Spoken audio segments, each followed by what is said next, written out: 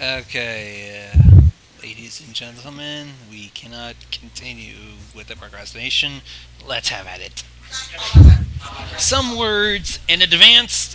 It all began as a joke in a class in a chat room. Someone said we should totally write this, and so I did. I realize it's not much of an excuse for letting this loose in the world, but oh, oh God, Is oh this part of the story? yes. Uh, Author's note, I guess. Um, I realize there's not much of an excuse for letting this loose on the world, but perhaps it'll make you judge me a bit more kindly when you get to the end of the story. Look back and wonder who would ever think of something like this. At least, I hope it will. Thanks to Cheerilee and Dash for joking around and inspiring this fanfic with your ideas. Thank you as well for all the advice, ideas, and proofreading you continue to provide as time went on. Thank you, Tavi, Kolava, and I had it up. what is going on? Perception. Get down. Nightflower? Jeez. It's 15. 7 equals. Nightflower, should you hang up and just listen? Nothing? Or mute your mic or something? You're kind of, Going nuts. yeah. I didn't even hear him. I just kind of heard somebody yelling or something. That was him. Oh, okay. Stop yelling. Please. I think he muted his mic. Okay. Anyways, let's see. Thanks to every member of the MLP Team Central Steam group who randomly heard me talk about this and provided input. And now, Cheerilee's Garden by Unahim, or Unaheim, or, yeah, Hohenheim? I don't know. I have no idea what this is. Whatever. Let's just I can read it. continue. It's going to be lengthy. Hopefully this will get the charity drive going. The entire theater complex was abuzz with the voices of 100 excited ponies. As Cheerilee peeked out carefully from behind the curtains hiding the stage, she saw rows upon rows of ponies sitting in the stands or moving between them, talking to each other as they waited or tried to make one last trip to get some food and beverages before the show. She glanced quickly to the left and saw that the musicians already set up in the orchestra pits in front of the stage. They'll only be needed for a few scenes, but Cheerilee was still glad to have them. Seeing such a big crowd gathered there made her a bit nervous, even though this had been all her idea. Almost all of the seats were taken, and Cheerilee knew there were barely enough to accommodate the entire population of Ponyville. The show will be subject to the scrutiny of a great many ponies' eyes indeed. She retreated back to behind the curtains, hoping nobody had seen her. She felt that would have been somewhat unprofessional. Everything seemed to be in order as she inspected the stage for the last time. All the props and equipment were beautifully made, straight from the hooves of the masters. Cheerilee had only needed to tell them what she wanted, and they had provided it without any question, even though certain items must have seemed unnecessary. After all, they didn't know what she had in mind for this night. While she did, she wasn't quite sure some of their props will make even a professional theater jealous. The stage was divided into sections, each denoting a supposed location. This way didn't need time or backstage ponies to change the decor after each act, cutting down the time needed for scene changes. Cheerilee was a big fan of this system, as it meant there was one less thing for her to worry about. She turned back and headed for the stage left, where her students were busy getting all dressed up. It was a total chaos. Bits and pieces of costumes scattered across the room like sprinkles on a cupcake. At the center of this mess were the Cutie Mark Crusaders, as Cheerilee had come to expect. The fact none of them had sprouted a making trouble Cutie Mark yet surprised her more each and every day. "Hey, that's my helmet," Scootaloo told Sweetie Belle accusingly. "Yours is way over there." "No, it sure isn't," she replied as she lifted the knightly helmet off her head and held it out for Scootaloo to inspect. "This one has a hole in my horn, see?" Excuse me. Had Dairy Queen. Sorry. Are you showing in my helmet? Apple Bloom said as she scratched her head. The king wears a crown, the other two snapped back. Cheerilee sighed as she quickly glanced at her other students. Silver Spoon and Diamond Tiara seemed to progress orderly, if slowly, mainly due to how they constantly flourished and admired each other after every article of clothing they put on, and after every single brush of their mane. Snips was, to her great surprise, ready and waiting. The fact that Snails was backstage on tech duty might have had something to do with that, she mused. She remained confident that they made it in time, as she had great foresight to start them all on preparations much earlier than any pony would have thought necessary. She had come to know this little group throughout the months, and she was prepared for almost anything. Nothing could possibly go wrong today. She had put too much planning and work into it to see it fail now. She smiled as she envisioned the peace, quiet tranquility, and relief she'll feel when this was all over. "All right, students," she chimed. "Let me just run you through the steps one last time." There was much groaning to be heard across the room, but Cheerilee wasn't taking any chances with this bunch. "If you still have a part in the play, but aren't needed on set, come back here. If your role is all played out, exit the stage on the other side. You'll be able to watch the rest of the play from there. That is, if you didn't see it enough already." She paused for a moment to ascertain every pony was there listening, and they all nodded. "If you forget your lines, just improvise or pick up from the point in the script you do recall. If the pony you're playing with skips some of your lines, don't try to correct them. Remember, we may notice if some pony doesn't follow the script, but the audience won't as long as you keep the dialogue flowing." The fillies and Snips nodded again, and Cheerilee smiled at them. "Good, now get ready. I have to see the opening of the show, so be ready and on set in no more than 10 minutes. She walked away as the young ponies got back into it, and Cheerilee thought they seemed to quarrel and delay slightly this time, though that was probably just her imagination. The last one she had to check up on was Snails, whom she put backstage due to his absolute inability to do even the most basic of acting. All he had to do there was listen for certain cues and then carry out one specific action. She hadn't even written all that down on a list that was easy enough to follow even for him. But to this point, he'd done okay during their practices, but you never know. She gave him a few reminders, and he reassured her that he wouldn't let her down, all the while wearing that idiot grin of his. Cheerilee sighed as she went back to the main stage, resigned to the fact that she had to leave this one up to fate. She was pleased to see other ponies already gathered and in position when she got there, all of them sitting around a U-shaped table, the opening end of which was pointed in the direction of the crowd. Apple Bloom was dressed up as someone of royal descent, a shining crown on her head, and a regal mantle flowing down from her shoulders. To her right were the remaining two Cutie Crusaders, both dressed in exaggerated versions of knightly armor. Sweetie Belle's was colored as white as her own coat, while Scootaloo's bright red. Considering this glaring difference in color, Cheerilee wondered how they could possibly mistake each other's helmet for their own anyway. They looked heroic and chivalrous compared to the two ponies on the other side of the table, which was exactly the idea. Silver Spoon's costume was pitch black, while Diamond Tiara's a deep purple. The style of their costumes was likewise different from the two knights. They both wore something more akin to a courter's dress or a diplomat's gown than a warrior's armor.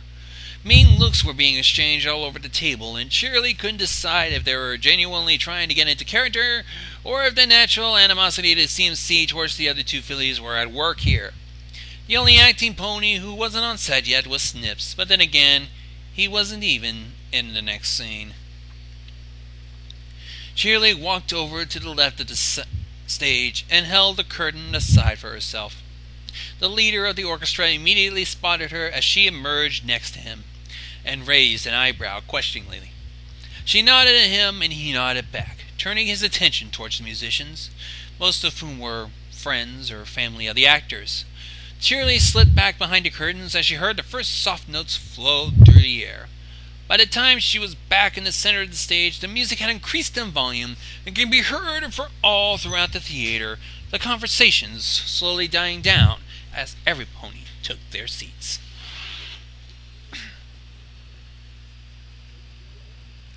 Cheerilee looked to see Snails, thankfully in the right spot between the stage lights, waving at her sheepishly. The ushers took their cue from the music, and slowly the lights in the theater hall died down. The pace of the music increased, and the feeling of anticipation intensified. Until suddenly, the curtain slipped open a few feet, accompanied by the rolling drums. She stepped forward past the curtains as Snail turned on a spotlight and aimed at her, bathing her in a circle of light as she moved. Despite the curtains being partially opened, the darkness behind Cheerilee revealed nothing to the audience.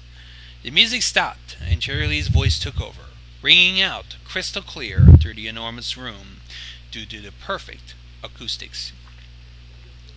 Fillies and gentle colts, it is with great pride that my students and I welcome you to our very own play. They have all worked so hard on this over the past few months, and we hope you will enjoy it as much as we enjoyed bringing it to you. Of one thing I am certain, this will be an evening you won't soon forget. Cheerilee smiled widely despite herself. It was just the kind of opening she thought every pony would expect, but she was certain the last part would turn out to be true in more ways than one. And without further ado, I am proud to introduce, performed at Ponyville for the first time ever, Reginald the Sly.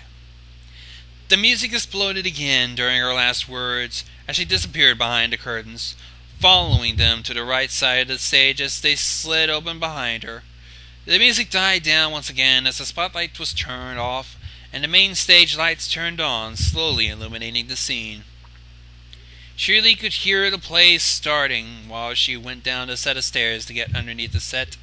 The size of the stage itself was impressive, but the area underneath it was simply amazing. Plenty of room to install all sorts of devices to spruce up any kind of play, and the stage itself was thick and well isolated enough that the ponies could work down here without disturbing the actors on stage. She at once started banging a metal pipe against some of the iron stage supports during her rehearsal just to see if her students would hear it. They haven't. She made her way in between the beams supporting the stage and the various props and gadgets that reached down from the stage, heading for the prompt corner.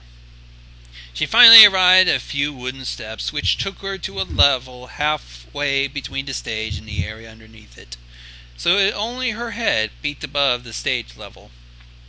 From there, she could watch the play from the same side as the audience without actually being seen by the audience due to the way the prompt corner was built into the stage. From the audience point of view, it just looked like a slightly raised box. During some of the plays, a prompt would sit here to feed actors their lines if they forget them, but the dialogue in this one wasn't overly complicated, and they had never rehearsed with the possibility of a prompt in mind. Cheerilee didn't think of any of them would ever realize she was there. She tried to pick up the thread of the play, since she had obviously missed some of it on her way there. She seemed slightly further along than Cheerilee had expected, but she didn't know if this was because of them rushing or leaving something out, or if she had just been walking slower than she thought she had been. She shook her head. It didn't matter. This scene wasn't important to her. A grin spread across her face as she sat and watched, and waited for a scene that was. Apple Bloom slammed her hoof on the table as she dramatically looked first to the left of the table, then to the right. All of this is meaningless. We still have to put a stop to this Reginald the Sly, and I don't care who does it or how, she said, trying her best to suppress her accent. She was most likely the one with the biggest grasp of the script, simply because sticking to her lines made avoiding her accent easier. As soon as she drifted from them even a bit, it was all over, and the accent was back in full swing. It sounded very odd out of the mouth of a king, to be sure. But my king, I maintain that violence is not the answer, Silverspoon said. If you would just let your royal advisor and I work on a diplomatic solution, then I'm sure that... No, the king cut her short. Do you think I know not what goes on when I have my back turned? The two of you will stay right here. Sir Lancelot the Brave, I entrust this task to you. Find this villain and bring him back here so he may face my judgment," she decreed as she leaned forward over the table, pointing her hoof at Scootaloo before banging on the table again. "Just leave it to me. I'll bring him back kicking and screaming," Scootaloo said as she raised the hoof enthusiastically, completely ignoring the strip and the line she should be using. Fortunately, it came down to much the same thing, which was probably the only reason the fillies couldn't hear Cheerilee grinding her teeth all the way out on the stage. Scootaloo got up from the table and bowed down before her king, before taking a few steps away from the table and turning around. The lights went out for a short moment, and when they were turned back on, only Scootaloo was still on stage. The king's table was completely deserted, and less lighting was focused on that area than before. In addition to this, Scootaloo was now carrying a white lance around with her, holding it under one of her wings. She started walking across the stage, taking roundabout routes around some set of props and pieces of decor. "These are the Wildlands, there is no doubt. So where could that Weasley regional be? I heard he's as sly as a fox, and true as it may be, he'll never outwit the likes of me." Speaking thusly, Sir Lancelot came up to a part of the stage that quite obviously represented a mountain with a mine entrance leading to it. The backdrop of the decor served as the mountain, while the shallow mine entrance was more of a little building on stage and expertly made. A small hooded figure suddenly emerged from the scene wearing black robes. Excuse me. His face was hidden by the hood, but anyone could deduce it was Nibs based on his height and a simple process of elimination. TV was distracting. I better just turn it off. There we go. The new arrival casually strolled down the same path Sir Lancelot was currently on. It wasn't long before they crossed paths in front of the mine itself. "Halt! By the order of the king, excuse me, Sir Lancelot, have come to put an end to Reginald the Sly. Are you he?" she said louder than what's necessary, even during a play. "Oh no, noble knight. I am but a simple hermit living in the mountains yonder," the robed figure replied as he motioned towards the mountains in the distance. Scootaloo scoffed and raised her chin. "A little thing such as you would indeed not have been much of a challenge. You look like you could hardly stand upright during that gentle summer breeze. Now tell me quick, simple soul, if I wish to find this Reginald, where should I go?" "Ah, indeed. You are indeed fortunate, Sir Knight. The villain you seek has his lair in this very cave." The robed pony motioned at the mine entrance with a nod in his head. "In there? You sure of this?" the brave knight asked as she peered inside. "Of course. Would I lie? You excuse me. Maybe. Oh, something.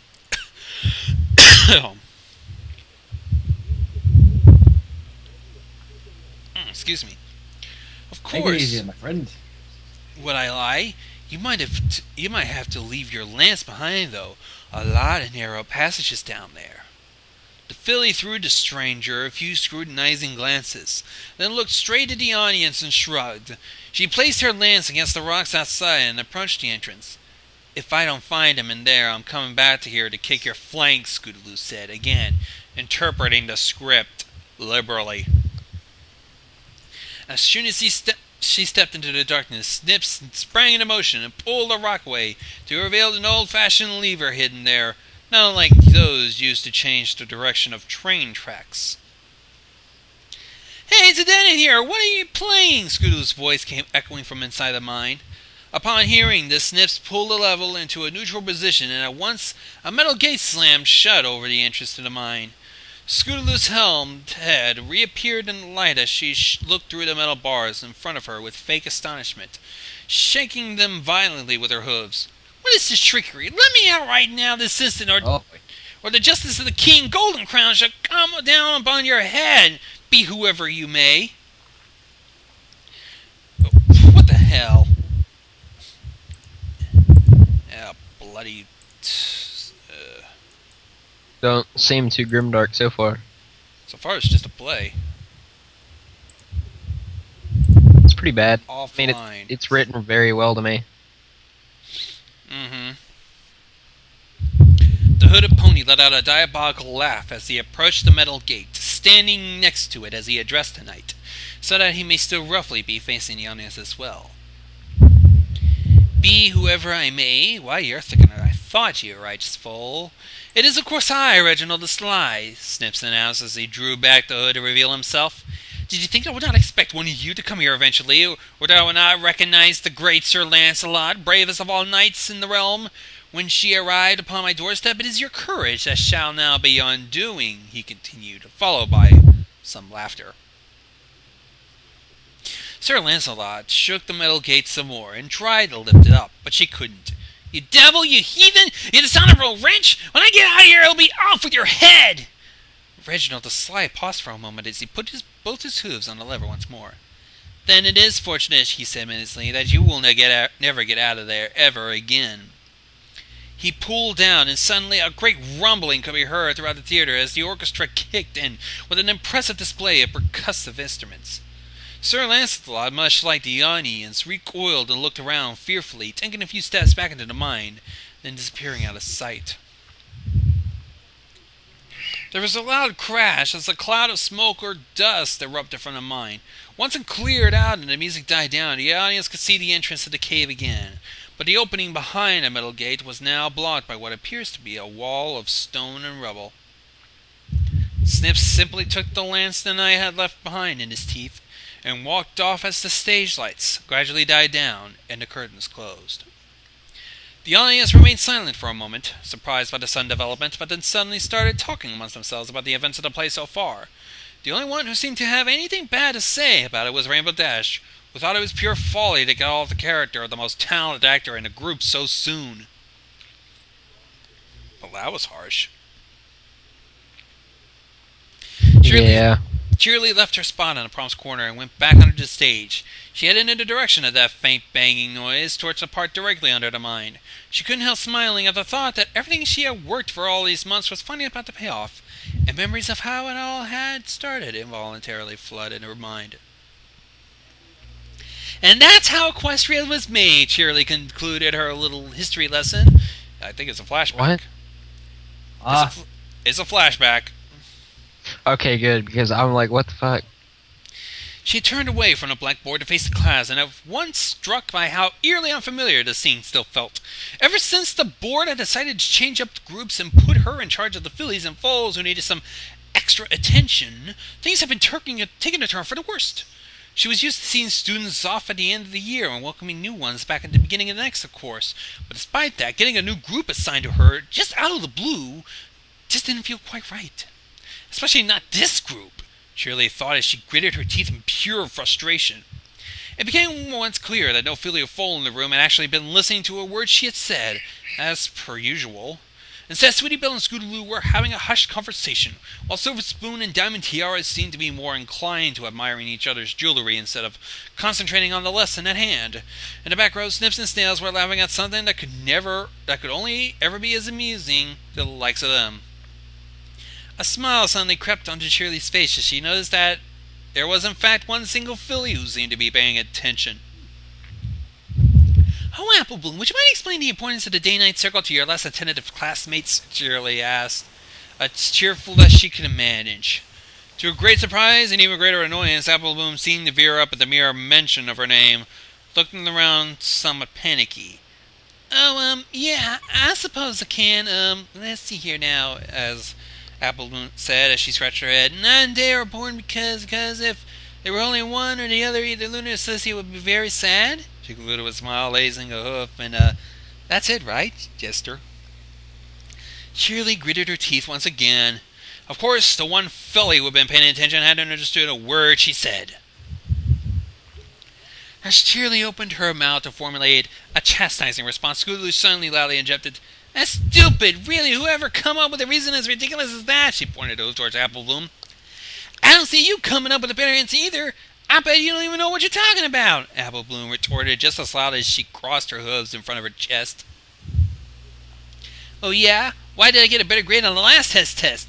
We all know you cheated. Did not disown, did not disown the girls! Cheerilee shouted. This is neither the time nor the place to hold such pointless debates. You are here to learn and pay attention, and that goes for all of you.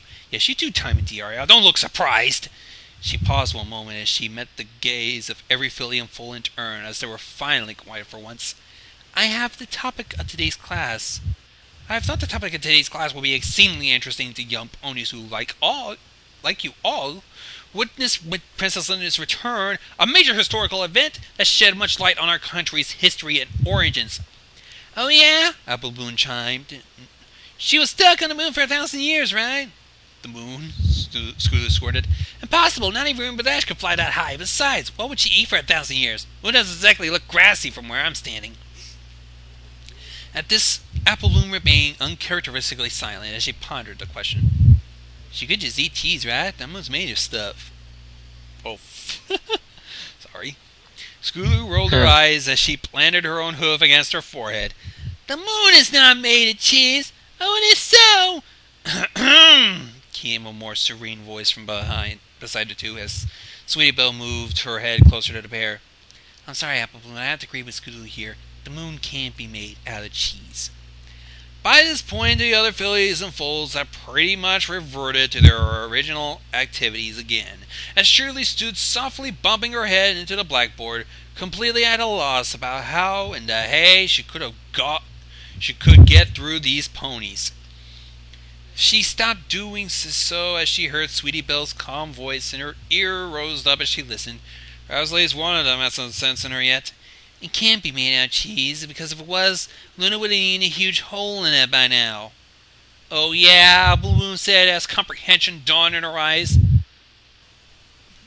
I suppose that makes sense. No! Cheerilee screamed as she turned around. It does not! It does not make any sense at all! Well, the moon isn't made out of cheese because... You know what? Forget it! Class dismissed! You all have the rest of the day off! Now go! She pointed wildly at the door. Boy. Not trusting herself to be able to keep calm in the company of these impossible foals and fillies for even a moment longer. She thought she might start breaking things if this went on. All the foals and fillies in the classroom quickly got up from their desks, nearly galloping for the door. What's up with her? Scootaloo asked as soon as she got out of the classroom. But when they were still well within earshot of Cheerilee. Man, I don't even know, Apple Bloom said as she shrugged. They suddenly heard the telltale sound of shattering glass coming from the classroom behind them. They both looked back over their shoulders, looked at each other, shrugged, and continued their way. Cheerilee paced up and down the length and width of her living room relentlessly, pieces of splintered wood covering the floor, starting where her table had been, and trailing all the way into the kitchen, where you could just make out the rough outline of what had once been one of the table's legs. Shards of porcelain and hardened clay were sprinkled around, and the place just generally looked like a hurricane had swept through it. Or two. Cheerilee stopped pacing around for a moment, but only so she could aim a few well-placed kicks at the remaining pieces of furniture in the room. Why? Why can't I get these ponies to behave? She screeched in frustration. And this, in fact, lay at the very center of the issue. Ever since she had earned her cutie mark, she had been able to bring out the best in ponies and watch them blossom, watch them grow. Yet here were a bunch of foals and fillies she had been working on for over 6 months, and they haven't learned anything, not a single thing. It ate at her confidence and kept her up at night. She lay twisting and turning as she wondered if she was losing her edge, if she had lost her gift. She had spent countless hours at the library Twilight Sparkle 10-2 under the guise of looking for reading material that might interest her students.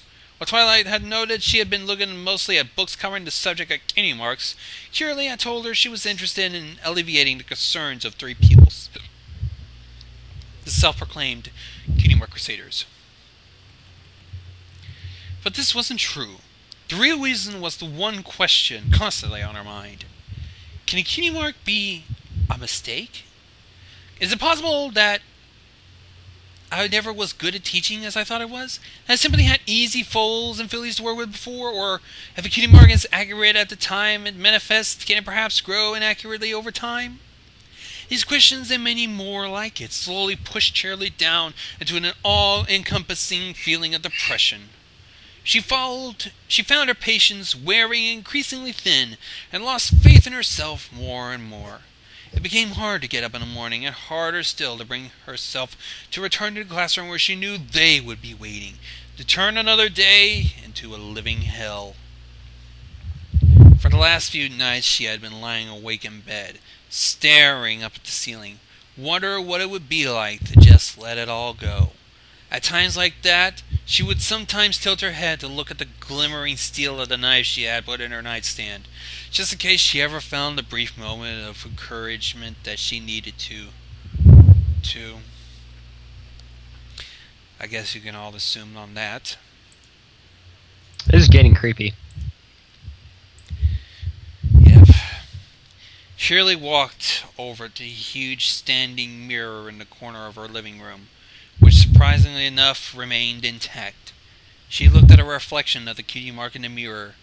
The smiling faces seemed to laugh at her, mock her, belittling her for ever having the audacity to think that she was good at something, good at anything. "No!" Cheerilee yelled as she bucked her hind legs on the mirror, her hood shattering into 1,000 pieces which joined the mess on the floor. Her eyes twitched slightly as she painted and stared out of her window into her wild and overgrown garden. Normally it'd be neatly trimmed and filled with beautiful flowers this time of year, but with her ever-increasing moments of depression and lethargy, not to mention all the trips to the library, she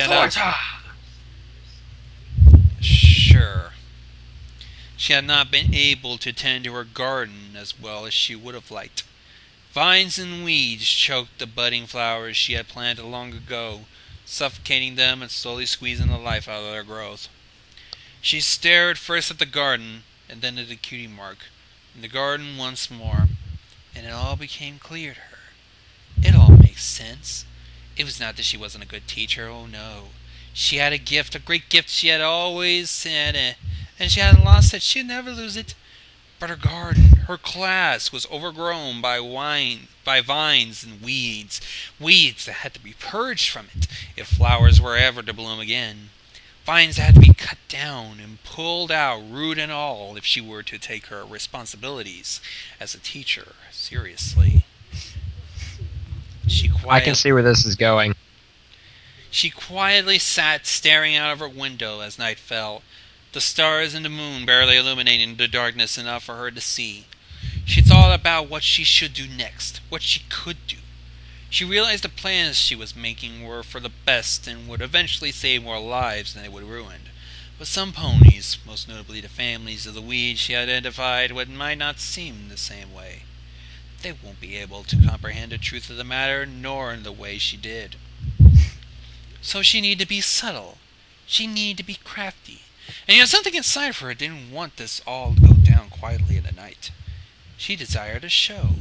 She desired a spectacle. She wanted to show every pony in Ponyville, once and for all, what a great teacher she was, and to assure them that she could deal with any problem that might come up during the fillies and foals education, even the filly or foal in question was the problem. She struggled with these seemingly contradictory goals for a while before receiving yet another epiphany, another glorious idea. "I think," she whispered quietly in the dark as she slowly grasped the knife from the nearby nightstand and held it up in the light of the moon. "It's time for another school play."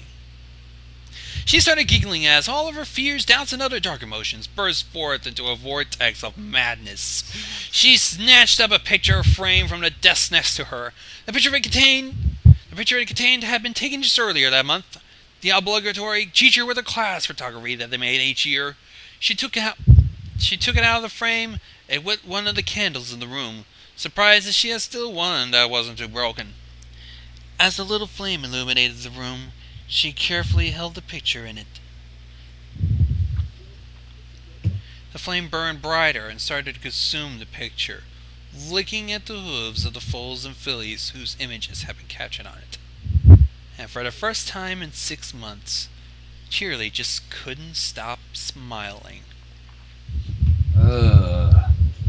And I'm afraid, looking a little bit ahead, Afterlife. the flashback ends, and we resume the school play.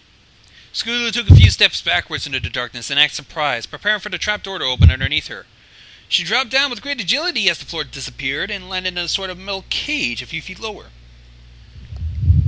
A cloud of dust was blown out of the mine entrance above her as a metal press came down to fill the mine and cover the entrance. Scootaloo knew that for the audience it wouldn't look like metal at all, as they had decorated the outside with what appears to be stones and rocks to them. Ow, she grimaced as she landed, the bars on the bottom of the cage biting into her hooves.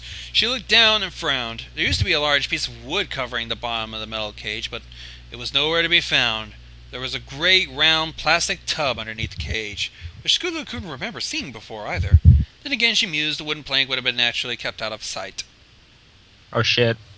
She quickly Oh, tugged jeez. on a few key strings in her outfit with her teeth, undoing the knots one by one. Since these knots kept the entire outfit together, it wasn't long before she could just simply shake it off. It looked very cool, but it was sure uncomfortable to move around in. She decided to just leave the outfit there for now. After all, she wasn't able to go back in the dressing room until the show was over, and she certainly wasn't dragging it around with her. She reached out to the cage door in an attempt to push it open, but to her great surprise it wouldn't budge. She pushed again for a while and then threw her shoulder into it, which she instantly regretted, but still would not open. Turning around, she bucked her hind legs at the door in an attempt to force the lock open, but she may as well not have bothered. All she ended up doing was sending some banging noises echoing through the area. "Dumb door, if I find out how to lock this thing, I'm going to..."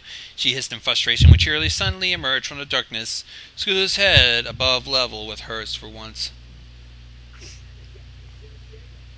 Cheerilee simply smiled at the filly as she approached the cage, not saying a single word. "Miss Cheerilee, I wasn't going to say anything bad, honest, just that I'm going to be very upset with the pony who locked the door after, that's all," she said sheepishly. At least Cheerilee would probably be able to get her out of there. She started to feel somewhat uncomfortable as Cheerilee just stood there unmoving, her features still obscured by the darkness that reigned supreme under the stage. "Oh, I get it. It was all a joke. That's great, Miss Cheerilee. You obviously haven't lost your touch for pranks yet. Now, can you please let me out?" The young filly asked pleadingly, not sure what to make of the mare's strange behavior. Cheerilee nodded enthusiastically as she stepped forward, and a wide, toothy grin split her Obviously. face. Acid. What? So scary. I have no idea. I think what's in the tub is acid. I think it's just an Oh, no. empty tub. Oh, okay then. Something about the look in her teacher's eyes shocked Scootaloo deeply. It felt as if she saw nothing but hatred and contempt in those big green globes. Cheerilee reached out for a lever on the wall and pulled it down slightly, and suddenly the mass of metal above Scootaloo's head started to inch its way down toward her at a steady pace. The That's little gross. filly suddenly didn't feel comfortable in the cage anymore, and she let out a little squeal of terror. "Wait! What's going on? Please stop! This isn't funny anymore, Miss Cheerilee! How about out? Get me out of here! Let me out!" Cheerilee brought her face closer to the cage at Scootaloo, realizing the terror she was inflicting upon one of the little monsters that tormented her so long. "I thought you wanted to get out of the cage. This'll get you out, you little wee. Just watch." Scootaloo's brave facade finally broke as tears started streaming down her face. "No, you can't do this! Everyone wants to know! They'll find out! Apple Bloom and Sweetie will come looking for me and..." And Cheerilee interrupted the frantic filly. She burst into genuine laughter. "You fool! Those friends of yours are next. As for the others, you let me worry about that, okay? You have different problems." Cheerilee nodded as the wall of iron still inching down. There was now less than half of the original amount of space left between it and the bottom of the cage. "No!" the little filly screamed as she lifted her front legs above her head, pushing it up against the metal threatening to crush her at the very bottom of the cage. The press protested with some metallic screeching noise and shuddered for a moment, then it almost came to a complete stop. With the machine pushing down on her and her pushing up to halt the progress, the pressure on her hooves that remained on the bottom of the bars of the cage was immense. She whimpered as the thin, rectangular metal strips slowly started to crack them. But she didn't dare move for fear of being crushed. The machine did not relent, and the cracks grew wider and wider, making her pain as Cheerilee stood to watch. Finally, she let out a scream as her hooves broke and the thin bars got driven up into her flesh. Blood slowly starting to boil up around the metal and dripping down the tub beneath. Scootaloo bit down on her lip as she panted from the immense pain that washed over her as the blunt bars broke her skin, tearing and pulling her flesh. Please stop! Please! Oh my God! I swear! She managed to get out between the gasps for air and the cries of pain that otherwise escaped from her mouth. 8 months! 8 months! Cheerilee suddenly screeched out in fury, abruptly switching over from laughter to anger in the blink of an eye. That's how much time you have to show a glimmer of intelligence, and you failed! In a fit of rage, Cheerilee pulled down the lever a bit more, and the metal press instantly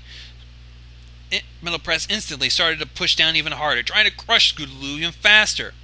For the good of all the flowers in the world, weeds like you must die! Scootaloo tried to cry out as the metal bars were driven through the fleshy parts of her hooves, the metal angrily coming to a grinding halt against the bones in her legs.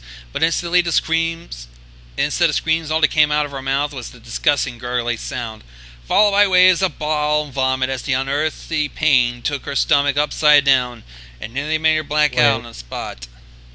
What? Is this a solid metal wall or is it spikes? I guess this is really a cage over. I guess it's really a cage with a solid ceiling over a tub. Oh. So it's just gonna drain her into a tub. That's really gross.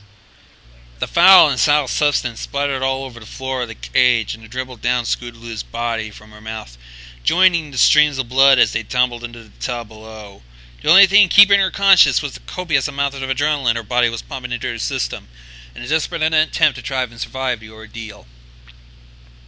Cheerilee took a few steps back as the vomiting started, to avoid getting any of it on her hooves. That'll be simply distasteful.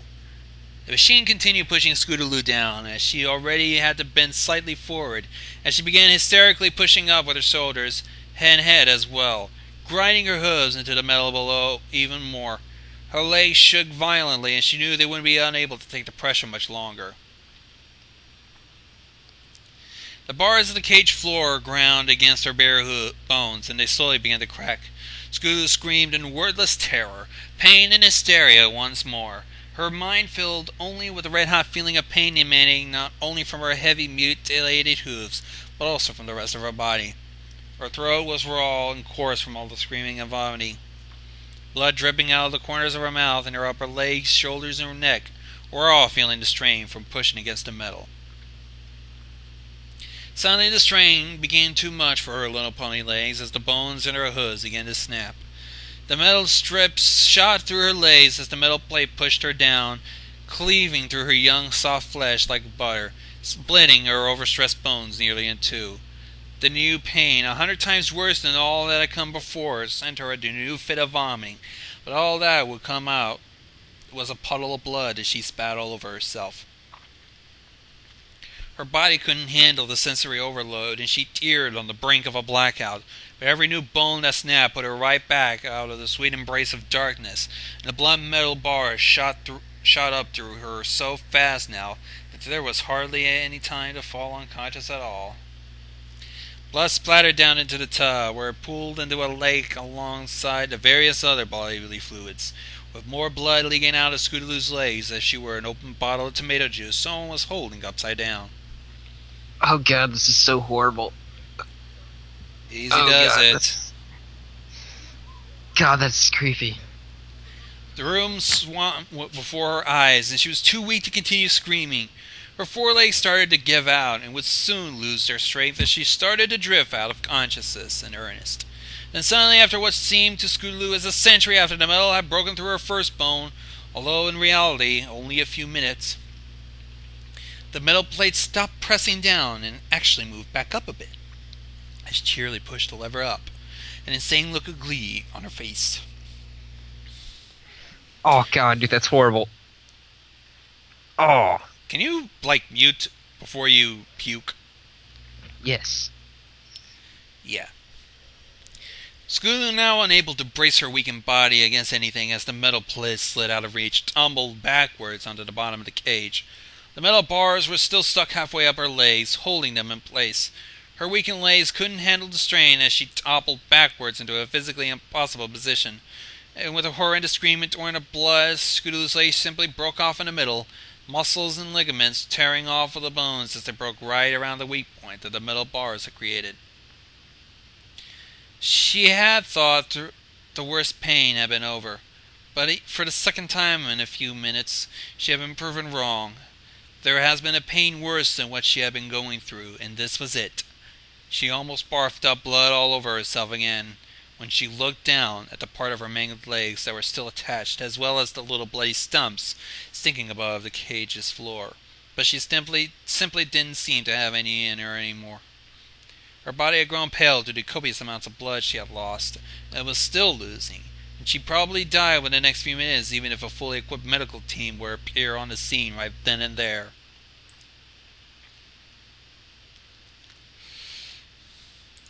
What the hell? Hang on. Someone else. What the hell is that anyways? Anyways, let's continue on. I wonder how many people are reacting to this.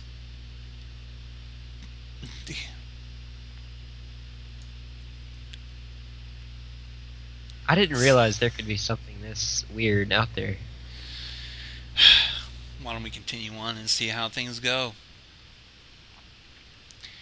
Yeah. Cheerilee stood up with her left hoof on the lever, panting heavily and shaking with pure excitement, completely unable to keep the ecstasy she felt as her twisted dreams finally came true.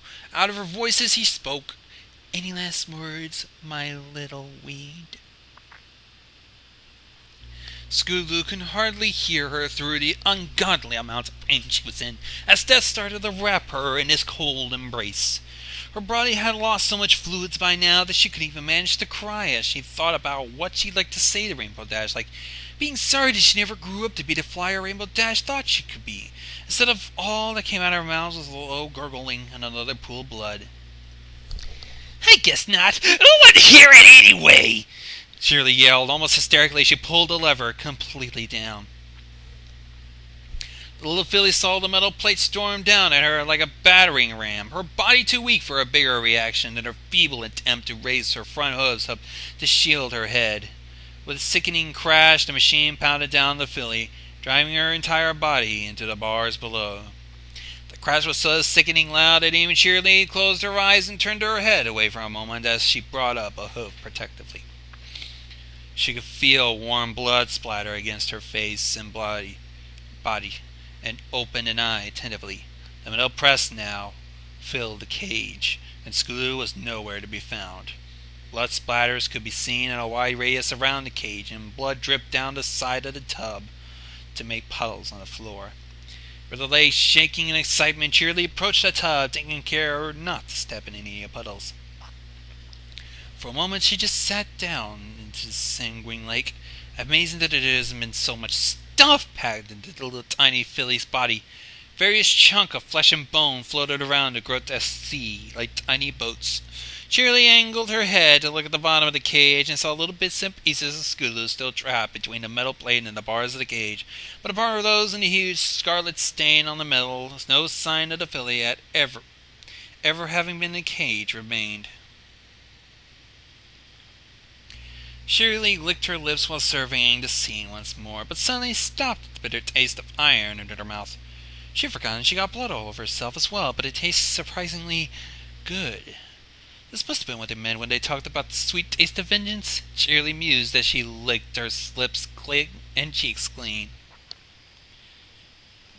She spotted Scootaloo's eyes floating around in the lake of blood, staring up unseeingly at the ceiling. She couldn't help but crack and laugh hysterically, even as she went to get cleaned up. Even long after she had got the very last splatters of blood out of her coat, the visible ones anyway, she just couldn't stop. She hadn't seen something this amusing all year. Cheerilee finally got back to her spot at the prompt's corner. Still giddy with excitement, She stared at the stage without really seeing it, and it took her a few moments to notice that she had started paying attention to the play at all, yet she was still savoring through those last moments in her mind's eye. She shook her head a few times to get a grip and focused on the stage in front of her. Once she did that, it didn't take her long to figure out what scene they were currently on, and she really had to suppress another rush of excitement as she realized her playtime wasn't all that far off. She saw Silver Spoon in her black noble's outfit and Diamond Tiara in the dark purple gown with a royal visor approaching the Reginald's cottage. Based on where this scene fits in the story, that meant Cheerilee had missed the scenes involving Lancelot's broken lance having been delivered back to the royal court, as well as the ones where the king decided who to send next. Cheerilee didn't mind having missed these all. They didn't interest her. She only cared about what was to come next. The Pink Mare was quite proud of the set pieces that together formed Reginald's cottage, considering them to be very nicely made. Instead of an actual closed-off building, only the back wall and the left wall had been put into place, giving the audience a clean view of the building's interior. She didn't want to aggrandize her own work, but she was quite proud of the way in which she made all this fit together through her plans and instructions. "With care and caution, my dear Diamas," the gray filly with the silver mane said. "That is the only way to deal with a pony like him. If you want to harbor any hope of coming on top, that is." The white and purple-maned filly nodded thoroughly. "But of course, Silver Tongue, I am well aware, and of course, in our case, even more thoughtfulness is required. We're not simply telling him to stand down after all." The two ponies exchanged a grin as they walked down the path towards Reginald's front door, which was placed into the wall on the right side of his house. Of course, the wall itself hadn't been built on stage, but the audience got the basic idea behind it easily enough.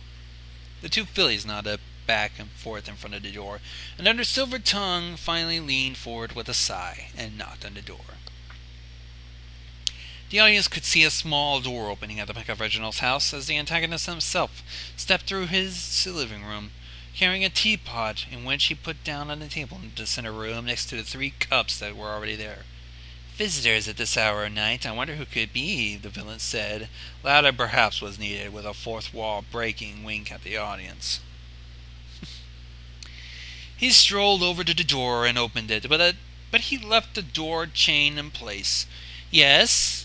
he asked while peeping through the small opening he had created. "I wasn't expecting any visitors today." "Forget the pleasantries, Reginald dear," the silver-maned filly said. "We know who you are, Diama." "We know you know who we are," Diamas finished the sentence for her companion. Reginald's frown was clearly visible, even to the people in the back of the theater. "Then why not? Surely you don't believe I'd let you in so you can apprehend me?" The pair of fillies laughed. "Apprehend you? No, my dear, you have this all wrong. We don't want to apprehend you. We want to work with you to take care of the king once and for all."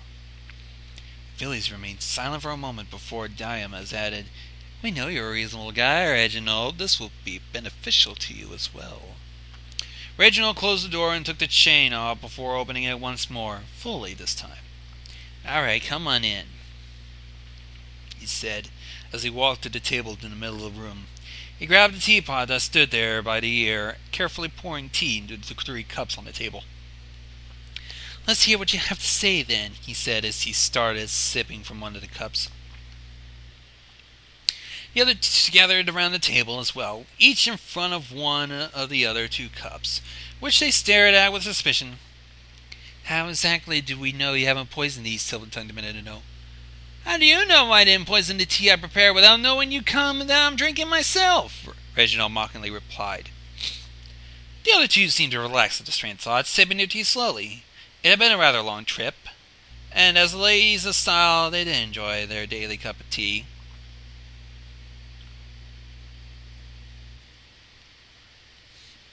Diamas opened her mouth to start negotiations when she suddenly felt silent and stared at the cups of the table. 3 cups. "If you didn't know you were coming, why are there 3? She started before pressing a hoof up against her head as she took an unsteady step back from the table. "Oh, stars! You did poison us, but you drank how?" "It was in the cups," Not the tea, Snips described as he took another sip. The two fillies were swaying about in theatrical now until Diamond suddenly blurted out, "Wait, my head! It was really poison!" before she and Silver topped over on the ground. Yes, I really poisoned it," Snip said in confusion. This wasn't in the script. He walked over to a metal ring on the floor and grabbed it between his teeth, pulling out to reveal a trap door. He dragged the perfect still fillies to the trapdoor one at a time, throwing it into the hole before closing it again. "And there they'll rot. Reginald doesn't deal with traitors. They're too, traitorous," he mused, as he exited the stage through the door at the back of his house, the stage light slowly going out. By the time the curtains closed and the lights above the audience went on to sigh at a half-show break, Cheerilee was already long gone from her seat at the prompter's corner, making her way to an unknown destination to the stage. And I sadly had to, take a break to use the bathroom. So, anyone of you, care to, keep the live stream occupied?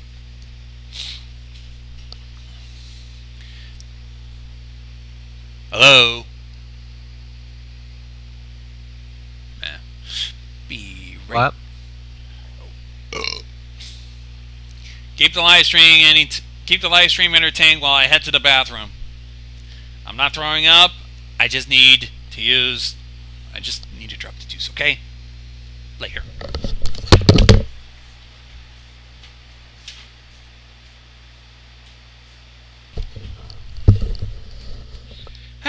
There we go. Ugh.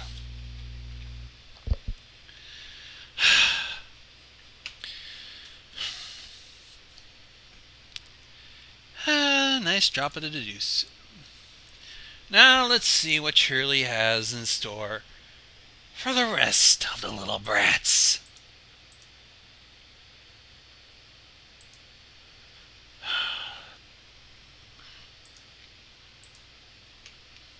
Silver Spoon woke up feeling groggy, her senses still blurred by whatever it was that had been in those teacups. She was vaguely aware of the well-lit circular room with lots of metal objects casting a glimmer of reflections everywhere.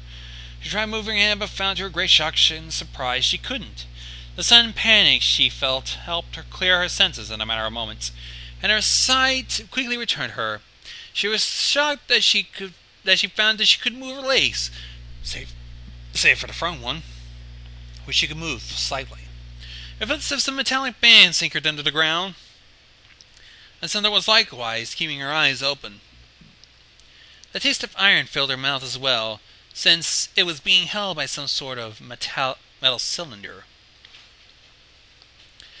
Her tongue rested inside of the cylinder, and she could move about freely, a fact she capitalized on as she explored the inside. It wasn't solid by any means. It felt more like a frame that held a basic cylindrical shape. But she couldn't bite down on it or spit it out, no matter how hard she tried. Attempts at moving her body proved pointless as well. Apart from the bands around her hooves and whatever was keeping her head in place, something was pulling her up around her middle, so she couldn't slouch down either. Realizing she wouldn't get out of this predicament on her own, she looked around the room as best she could. The first thing she noticed was a grotesque machine, a mess of metallic arms, wheels, and various tools, which extended from a central box. It seemed to be on rails, and Silver noted some of these rails ran toward her as well, but she couldn't look down to see where they ended. As she wasn't able to determine the machine's use or function, she quickly lost interest. It was then that she finally saw Diamond Tiara a few meters to the right of the machine, and trapped in much the same way she was. That is to say, her hooves had been attached to the ground with metal clamps, and she had a leather band around her middle as well, which was attached to the ceiling with chains. She also wasn't wearing her costume anymore, which made Silver realize she couldn't feel hers on her body either. On top of all these, there had also been a glass wall all around Tiara, with her standing at the center of the glass cylinder. It seemed like the whole construction could be lifted out of its place by a few chains connected at the top of the glass wall, as it was reached halfway up the ceiling. Spoon also spotted several tubes and hoses opening into the cylinder, but nothing seemed to be coming out of them for now. Her head was fixed to look in the gray filly's direction, and freaky little metal clamps held her eyes open as well. She didn't appear to have anything in her mouth, though, and Silver didn't think she was even awake yet. Spoon's eyes started drying out, but before the session could become unbearable, some kind of liquid dripped down into her eyes, moistening them up. Silver shuddered to think about what reasons anyone could have to strap her such elaborate device, but she managed to keep calm. It was possible they had accidentally been poisoned. This was a high-tech medical facility, after all. She didn't really believe it herself, but the thought did keep her from screaming right then and there. A thought and the thing in her mouth, she was forced to admit. But right then Diamond Tiara woke up, and she did not seem to possess Silver Spoon's calm disposition. She immediately shrieked when she found out she was being held immobile in a glass bowl, until her eyes fell on the ground at Philly a few meters away from her. "Silver Spoon, what's going on? Get me out of here! Where are we? Get me out of here!" she cried. Silver tried to respond, but a reply of was much use. "Finally, awake, I see," said a calm voice, accompanied by footsteps, as Cheerilee stepped into the room. Diamond immediately started calling out for help, but Cheerilee paid no heed. She seemed far more interested in Spoon and the machine in the middle. "So let's get started, shall we?" she said as she walked right in between the two fillies, pulling down a lever on the machine's right side. At once it zoomed to life, little lights flickering all around as a metallic arm swung down and moved into place. Cheerilee walked over to the gray filly, who was now positively terrified, and whispered in her ear, "You have no idea how much research and measuring you went up to this, but I got it all right, you see." "What?" the filly asked in confusion, but Cheerilee simply shook her head and smiled as she took a few steps back. "Oh, and if you feel around with that free leg of yours, you should find a button. Just hold it down if you had enough, but I warn you, your friend won't like it," Cheerilee said, giggling girlishly at the end of the sentence. Spoon tried to follow her teacher with her gaze, being both utterly confused and terrified at the same time, but Cheerilee quickly disappeared from her narrow field of vision. Her attention was suddenly grabbed by the strange device in the center of the room as it started rolling towards her. At first, the silver filly just watched in bewilderment until she spotted one of her robot arms lifting a metal needle up to the same height as her left eye, keeping it there as it advanced. If her eyelids weren't artificially held being open, her eyes would have grown wide with fear when she realized what was about to happen. "Woo! She begged, getting more spit out of her mouth than intelligible words. She saw the tip of the needle slowly come closer to her eye as she tried to wrestle free from her bonds. She came to the same conclusion she had before. She'd never get free on her own. She racked her brain for a way out as she started to panic until she suddenly remembered Cheerilee's words. She felt around with her left hoof, and surely enough she bumped into a slightly elevated point on the floor, the button. Without hesitation, she pushed down on it, and the needle came to immediate halt about 5 centimeters from her face. She sighed in relief. That had been a lot easier. If it was a test, and now that she had passed it, Cheerilee would... She never got to finish her train of thought as Diamond Tiara's terrifying scream pierced her eardrums. Looking past the machine with her right eye, Spoon focused her gaze on the glass tank Diamond Tiara was in. Some kind of clear liquid was now flowing into the tank from various pipes and hoses on the side, and it was slowly spreading out over the floor. Silver Spoon quickly drew the connection between her pressing the button, the machine stopping, and the liquid starting to fill up the tank, but compared to her losing an eye, she thought Diamond could afford to get wet for a while. The light pink fillies didn't seem to agree as she screamed fearfully, "Spoon, help me, get me out of here!" She rolled her eyes as best she could at this, and what could she do to help anyway? The level of the water in the tank kept rising. It finally got high enough to touch the bottom of Diamond Tiara's legs. Silver Spoon realizing her mistake. She watched her horror as her friend screamed in pain, a cloud of red blood diffusing into the clear liquid as it ate away at the filly's flesh. What Spoon had assumed to be water was obviously acid of some description, and with a safe bet, Diamond had smelt that ages ago. The corrosive liquid continued to pour into the glass tank, chunks of flesh already coming loose from just above Diamond's hooves as they got soaked into it.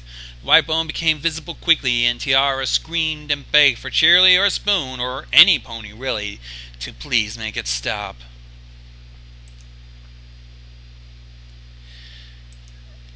No, it's something else. Oh, it's okay. Do you like it? They use the stuff to clean carcasses, you know. Got some nice skeletons to display in the classroom, she heard her teacher say from behind her. She reluctantly looked at Neil still suspended in the air in front of her and took a deep breath. Summoning all of her courage, and with tears rolling out of the corner of her eyes, she slowly hid her hoof off of the button. As once again the machine buzzed back to life and the flow of acid in the glass tank stopped, Diamond and Tiara shrieked heartbreakingly for a while longer, before dying down to sobbing as the last piece of flesh touching the voracious liquid got melted right off her bones. She had nothing but bone left up to 2 centimeters from her hoof up, and a small stream of blood was flowing down from the acid from the frayed and disfigured stump of meat just above it. The scarlet clouds that floated around in that vicious liquid vanished quickly as well, apparently no more resistant to corrosion than Diamond's flesh was. Spoon's lips trembled as the needle approached her eye, filling more and more of her field of vision. Then, after what seemed like an eternity, it finally reached its destination. The silver filly felt the pressure on her eye increase for a moment, before the needle suddenly popped in and pain exploded inside her head. She let out an unintelligible, garbled scream, as pain receptors she never imagined existed bombarded her mind with warning signals, telling her something was wrong, not knowing or caring that she was powerless to do anything about it. The left side of her vision first colored red and then suddenly winked out as half of her world darkened forever. Silver Spoon momentarily forgot her pain as she wondered why she had never realized how much her sight meant to her until now. Agony once again washed over her as 2 little hooks sprung out of the tip of the needle, anchoring themselves into her eyeball. The needle started to spin around, and Silver almost started throwing up right there as she felt her eyes starting to turn with it. Her hoarse cries echoed throughout the room as the device spun its appendage mound faster and faster, winding her optical nerves up like a bored child would with a piece of string. Painful sensory overload was too much for the little filly to bear, and shame got added to her torment as she lost control of her bladder. The needle suddenly drew back, taking her eye with it as she felt warm blood drip down her cheek. She wanted to scream and push her hoof up against her now empty socket, but her stomach protested so much that she needed all her will to not throw up all over herself, and even her left leg was too restricted to get her hoof up all the way. She panted heavily into the metal cylinder as sweat dripped off her entire body, and the machine drew slightly, holding up the scared eye that had once belonged to her like a trophy. At that point, Silver Spoon noticed Diane Tiara looking at her from the corner of her eye, and their friend looked even more sick to the stomach than she was feeling herself. But the silver filly saw yet another emotion in Pink Eye's face, hope and gratefulness. She reminded herself that her suffering may yet to save her friend, as perhaps Cheerilee would let Tiara go if she just persevered. She built up an iron fortress of resolve which melted like ice before the sun as she saw the machine draw closer once more. This time I replaced the arm with a needle in favor of one with 4 sharp blades, coming together like a tip, like some kind of drill. Let's see how the people are reacting to this.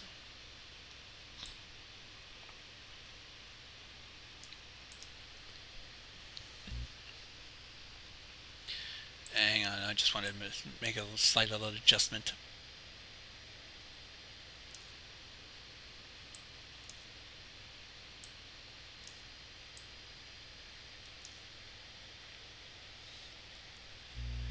There we go. The menacing contraption started to spin around at high speeds, accompanied by a low buzzing noise as it drew ever nearer. It didn't take Silver Spoon long enough to figure out it wasn't aimed at her remaining eye this time, though with only one eye left she found it somewhat hard to determine the trajectory at first. Suddenly she swallowed best as she could as it dawned on her, and the reason for the cylinder in her mouth became chillingly clear. She hesitated for a moment, but just before the blades entered her mouth, she pressed down on the button again. At once she could hear the diamond scream as the very first drops that flowed out of the pipes already raised the level of vitriol enough to contact with her soft, tender flesh, starting the suffering of the pink filly all over again. And enough for me to get a drink. I'm trying not to procrastinate on this. It's 11:22 right now. And right now, everything's not looking good. Seems first it's Scootaloo, now it's these two. At least they'll get it in the end. This is really weird.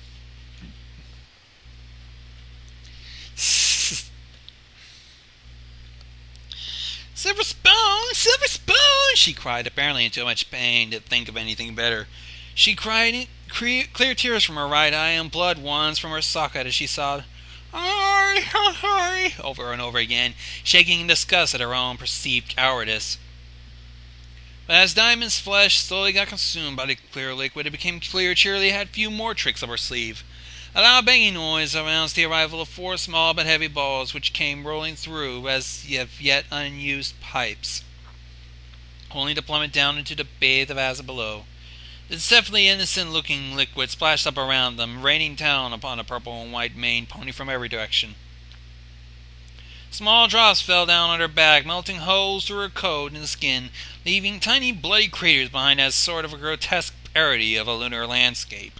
At the same time, a bigger wave of the stuff crashed into her right flank, her cutie mark melting away as the vitriol dug into her, bloody blisters boiling up around the edges of the wounds.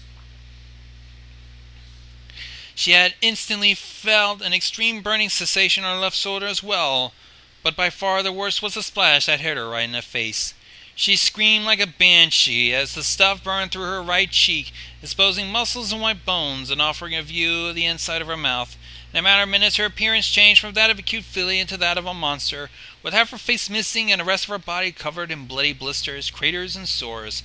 Not quite unlike how some ponies might picture a zombie. And in addition to that... Two-Face. Well, It's Two-Face. Yeah. It's Two-Face Diamond Tiara. Sorry. Yeah. Okay, now shut up, please. In addition to that, the acid kept melting away the flesh from her legs as well, having reached just under her knees now.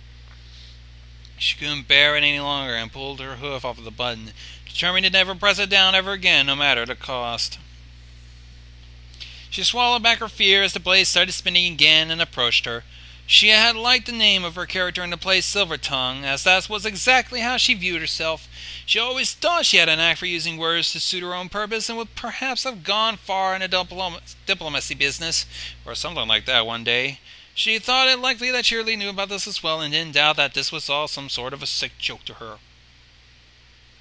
She couldn't understand her teacher's reasons and motivations, and in just a few out of seconds she'll never be able to ask any more. "What?" she tried screaming out, but no answer ever came as the blades passed her lips. A maelstrom of cuts and slices rained down on the tip of her tongue as the blades tore into it. Hot blood filled her mouth, slipped down her tongue, and dripped down her chin as she tried to scream, but only managed to produce a disgusting, wet, gurgling noise from the back of her throat. Her body shook, and her one remaining eye rolled back in her head as the knives continued their bloody work.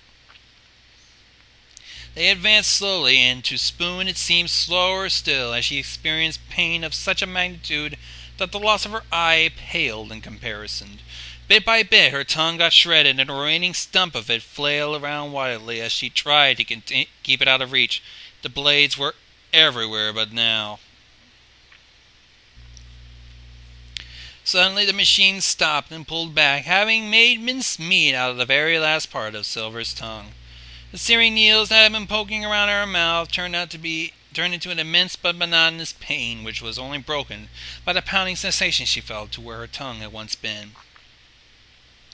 Even in her dazed and sickened state, she felt the acute need to breathe as the blood that had flown down her throat threatened to drown her.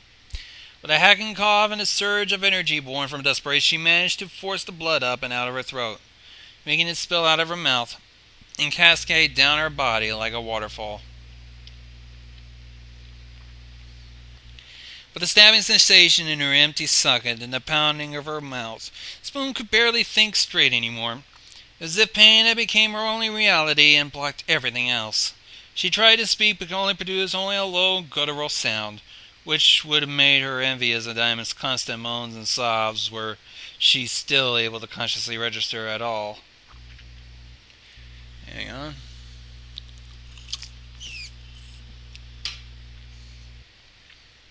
Cheerilee noticed a lack of resistance in Silver and was thoroughly disappointed. Sure, the cry and sounds she made were amusing, but it wasn't quite what she had hoped for. Scootaloo put up a better fight than this. She walked over to the machine and turned it off, moving to the side of the room to pick up a small bag of tools she had left there, just in case. No matter how well she had calibrated all these machines, Cheerilee harbored no illusions. When it finally came down to it, she could only count on herself to get the job done right. She took out a hammer and chisel and put them down next to the now only semi-conscious Silver Spoon. In the absence of any digits, such as the ones the Griffins had, Ponies had to find a difficult way to hold the chisel in place as they swung the hammer. The solution came in the form of a metal shoe, which extended past the hoof and had a hole in the tip, which could hold the chisel in place. Typically, a chisel and a shoe were made in such a way that a thicker part at the end of the chisel, where the hammerhead couldn't fit through the hole. Cheerilee slipped through the heavy shoe and put the chisel through the hole with her teeth, before grabbing hold of the hammer in the same way. She positioned the chisel carefully, aiming it right above the filly's right hoof, just under the metal band holding her right leg in place. With a great swing, she brought the hammer down, driving the tip of the chisel into the filly's leg, scraping up against her hoof from above. Silver Spoon, who had been apathetically floating in the sea of pain until now, suddenly let out a piercing, if garbled, shriek as her remaining eye flew wide open. More of her blood started spilling onto the floor, and Cheerilee grinned as best as she could while holding the hammer. Just above the hoof was one of the most sensitive spots in the pony body, which is why the hoof protected it so well in the first place. She drew the hammer back and slammed it down again and again, driving the thin metal rod further in with every swing. The yelps and cries from the filly excited her further and further, and she began to have trouble keeping the hammer in her mouth because her body trembled so. With the last mighty swing, the tip of the chisel suddenly emerged from the other side of the filly's hoof as the poor thing whimpered in pain and her blood stained the floor in multiple places. With a sudden rush of inspiration, Cheerilee swung the hammer down again, this time aiming not for the thicker bulge at the end, but simply for the side of the chisel, as the metal rod struck horizontally in the filly's leg. The blow pushed the rod down against her hoof, which had already not attached the leg anymore in the middle, simply broke off, leaving only a bloody stump with some scattered fragments of foot still attached. The filly let out a gurgling cry of pain as her eye rolled back into its socket and suddenly fell silent. Cheerilee found that she dropped the hammer and brought her head level with Spoon's. The little wretch had fainted. "Oh, come on, not now. It's only starting to get fun!" she screamed in frustration as he swung a hoof at the filly's head, hitting her right in the face. There wasn't even the tiniest responses in the pygmare's side. She quickly started undoing all the bindings that held Silver Spoon in place, the filly falling into a pool of her own blood as she slept off the last ones. Cheerilee grabbed the filly by their hair and started dragging her to the side of the room, leaving a wide red smudge trail behind her victim. A portion of the floor had been slightly lowered here, leaving a small depressed circle in the ground which had been outside of the filly's field of vision so far. Nonchalantly, she threw the filly into the circle, not particularly caring how she landed. She fell down on a crumpled heap in the center and remained motionlessly, except for the slight heaving of her chest with every breath.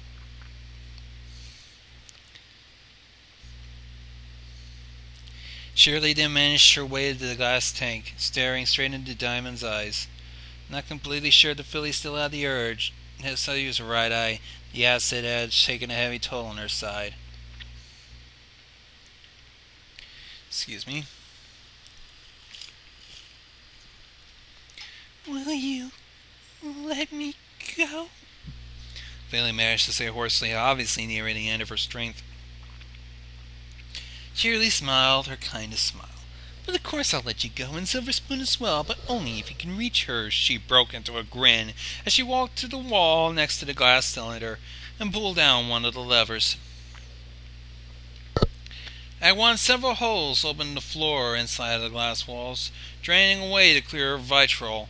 Once it was mostly gone, she pulled another lever, and the glass circle got lifted off the ground until there was enough space underneath it for a pony to walk upright. At the same time, the filly's bindings automatically released her, and she crashed down to the floor from a small height. Her legs, bare bones up to her knees, couldn't support her weight, and she snapped in two, sharp fragments of bone jumping away as the pitiful remains of her lower legs fell away to the sides. As luck would have it, the sharp shard on her right leg itself instead buried itself in Diamond's side as she fell onto it, and from the upkeep time that evening Tara howled in pain, even while trying to overlook the shock of breaking all her legs at once. As the little stump she had left hit the ground, the small layer of acid still there started biting into her stomach. But the pain paled in comparison to what Diamond Tiara had already been through so far, and she paid it almost no heed as she tried to bite back the agony she was in. So just get to your friend, and you're both out of here. Who knows? You might be unicorn doctors good enough to fix you up, the teacher pony chuckled malignantly, I guess. Tiara tried to get up, but as soon as she attempted to rest any weight on the jagged shards of bone now sticking out of her considerably shortened legs, she fell right back down again, panting more heavily than a mare in labor. Even if she hadn't been in pain, it would have been easier to balance on the stump of the bones at all. For a moment she thought of giving up right then and there, but she was instantly reminded of the bravery her friend had shown every time she refused to push the button down any longer. She owed it to her to at least try. It was a few meters to the pit in the ground, so the light pink filly started to lift her little legs over her head, trying to drag her body forward. Every time she did this, she felt like she was about to faint from the pain, but as she pressed on and persevered, to save herself and her friend, Cheerilee watched with giddy excitement, taunting the filly every step of the way. "Hey, almost there! What's taking you so long? Come on, up the pace," she said, laughing.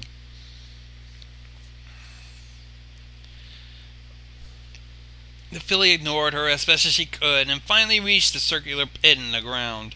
She tried carefully lowering herself into it, but slipped and fell on her side, driving the bone shards still deeper into her side.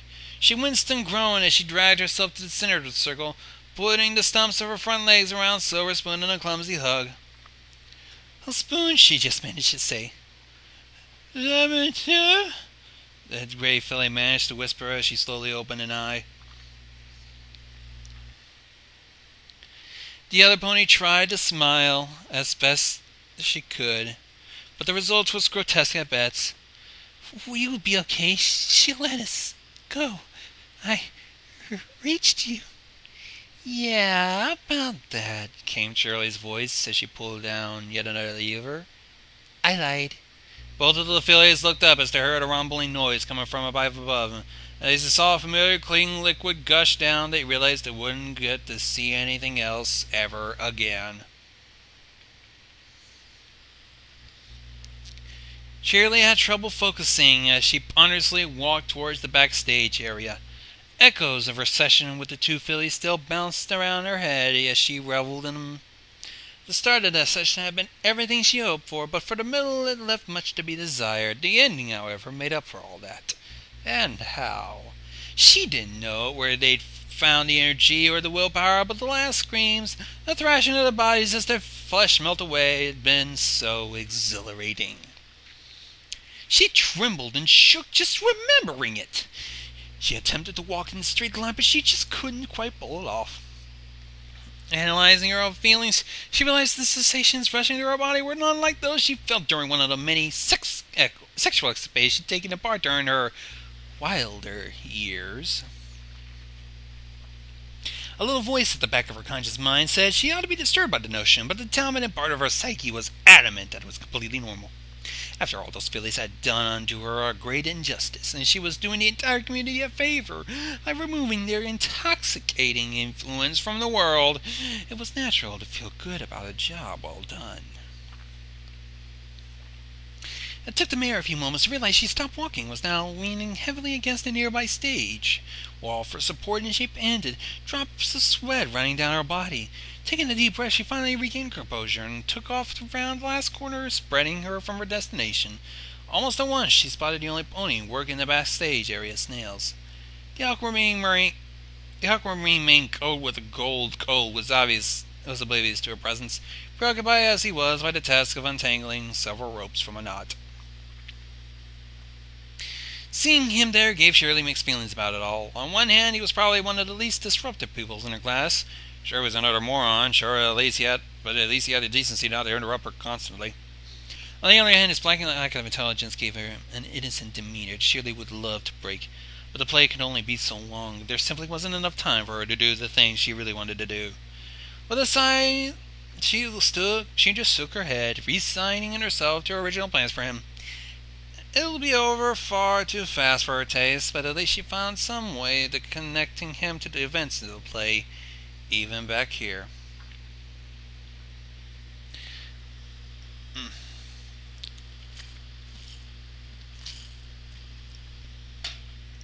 "Oh, Snails," she called out sweetly. "I think it's time for you to get into position." The aquamarine mane colt looked around in confusion. "Oh, hey, Miss Cheerilee, the rope got stuck here, and I was just..." He began, only to be caught up by Cheerilee as she started pushing him gently in the direction opposite to the one she was from. Now, Snails, you know fully well what I told you. After the break, you need to hold the rope on the X," she said, slowly, pronunciating every word carefully. "The rope on the X," Snails echoed. Just a few meters ahead, some pony had indeed chalked a big white X on the stage floor, and a long, sturdy broken rope hung down from the ceiling right above it. Snails went to stand on the mark without any hesitation and took the end of the rope between his teeth.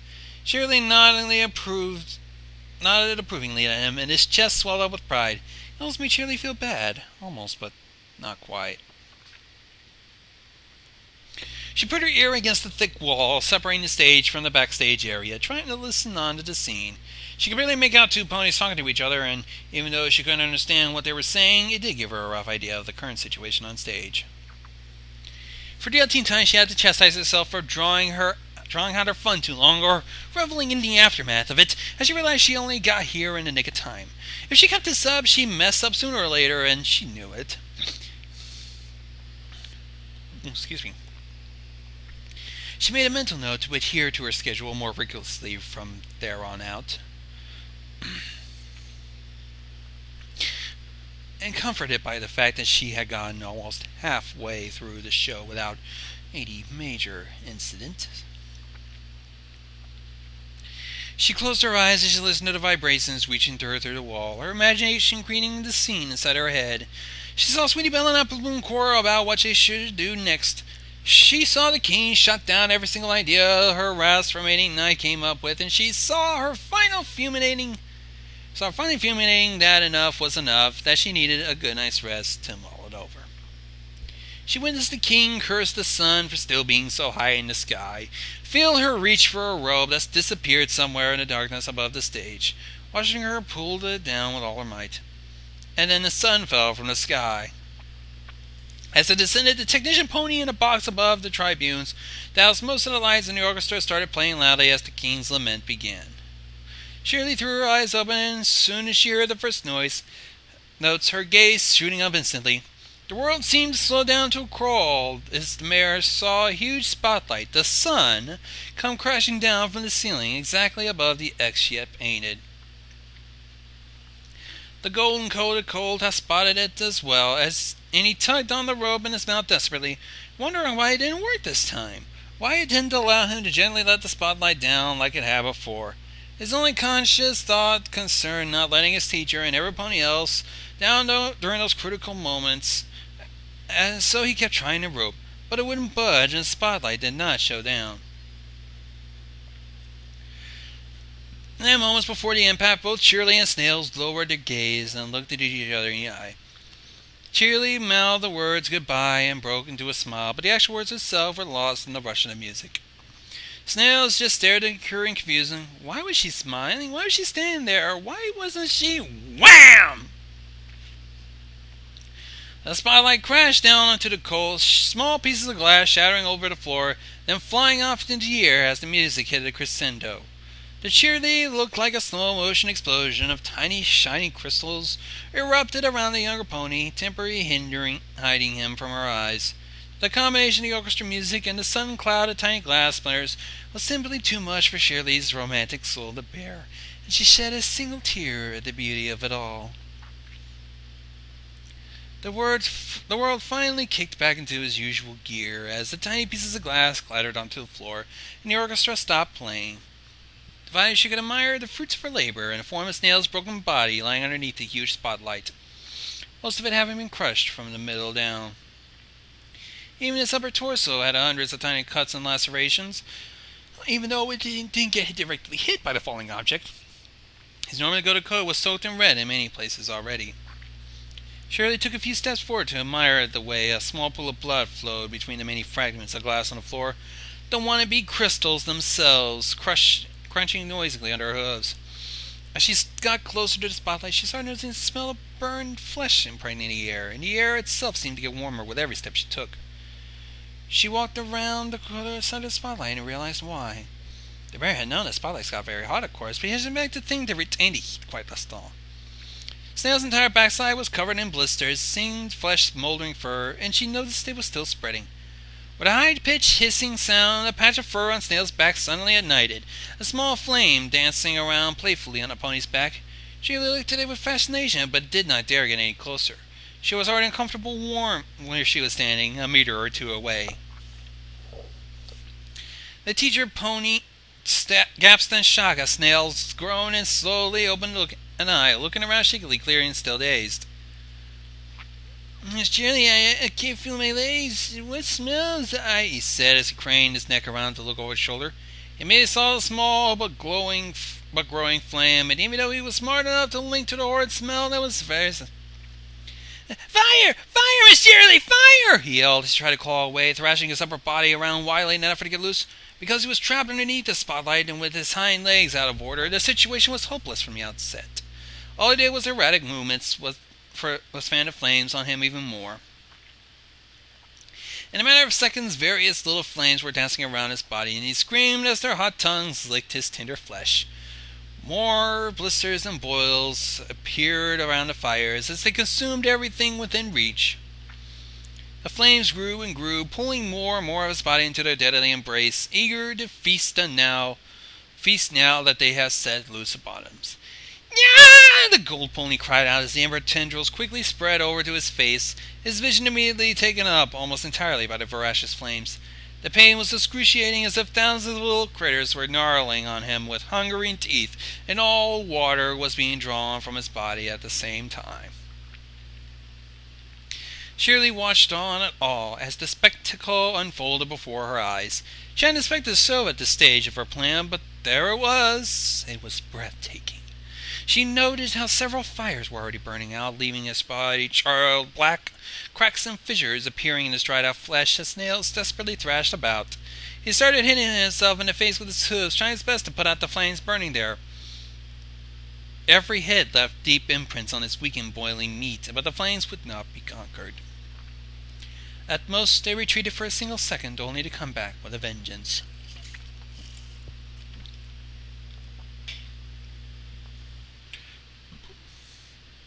Snail screamed in agony once again, impended with the effort as his life flashed before his eyes.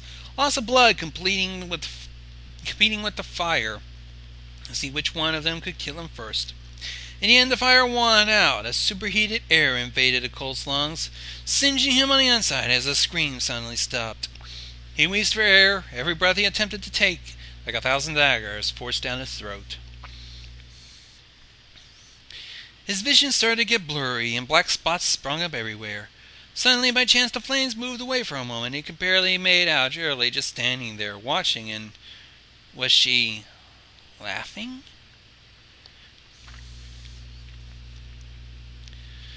The cold let out a dry, rasping sound as the flames suddenly blew back into his eyes, his eyesight giving out as the orange tongues dug in.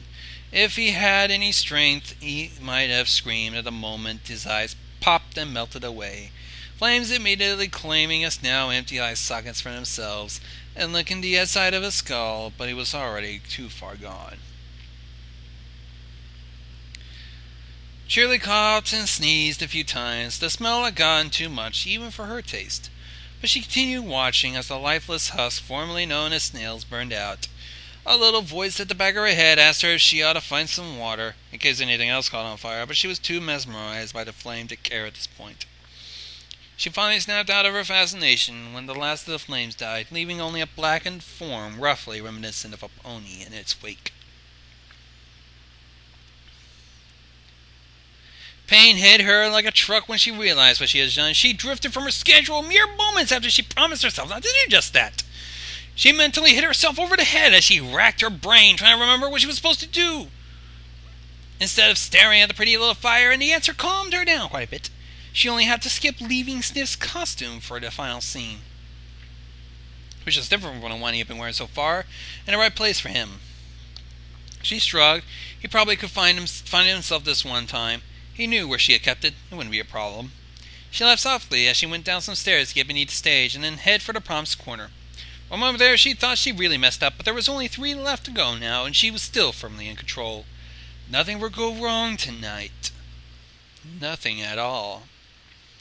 Let's see, do I have enough time for... I think we can go a few more paragraphs.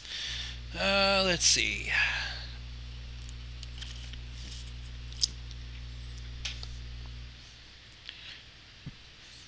Don't forget, guys, I'm doing this so I can get some money to go for... We got you. I sadly have to turn in because I have my last final tomorrow, and I really don't want to fuck it up. Oh, yes. Glad I could be here, though. It'll all be up soon, don't worry. Yeah. Oh, good luck, my friends. Good night. Later. Now continue on with some of the parts.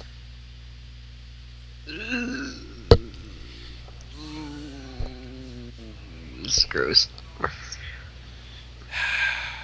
We only got about 10 minutes left until my normal cutoff point. Let's see where we all fit in. Cheerilee stepped into the prom's corner for the 3rd time tonight. Stomach rumbled and her throat was quite dry. In hindsight, she probably should have put some popcorn and water here, but far too late for that now. With a sigh, she turned her attention to the stage, just let her mind wander to the rhythm of the story for a while. No, my decision is final. You will have to go, the king screamed at Sir Altras, who returned his indignant glances with weird looks. But my king, the royal guard, they are in need to defend the capital. With tensions rising in the east, we have no men to spare. You know this, Altras. I trust in your capabilities. You will not fail me like the others have, for if you do, I'll have to accept this cretin's challenge myself, the king sighed, the weight of the situation suddenly pressing heavy upon the shoulders. Atreus, seeking his king's troubles, etched onto his face. Could you mute that? Thank you. Atreus, seeing his king's troubles etched in his face, felt silent and simply nodded.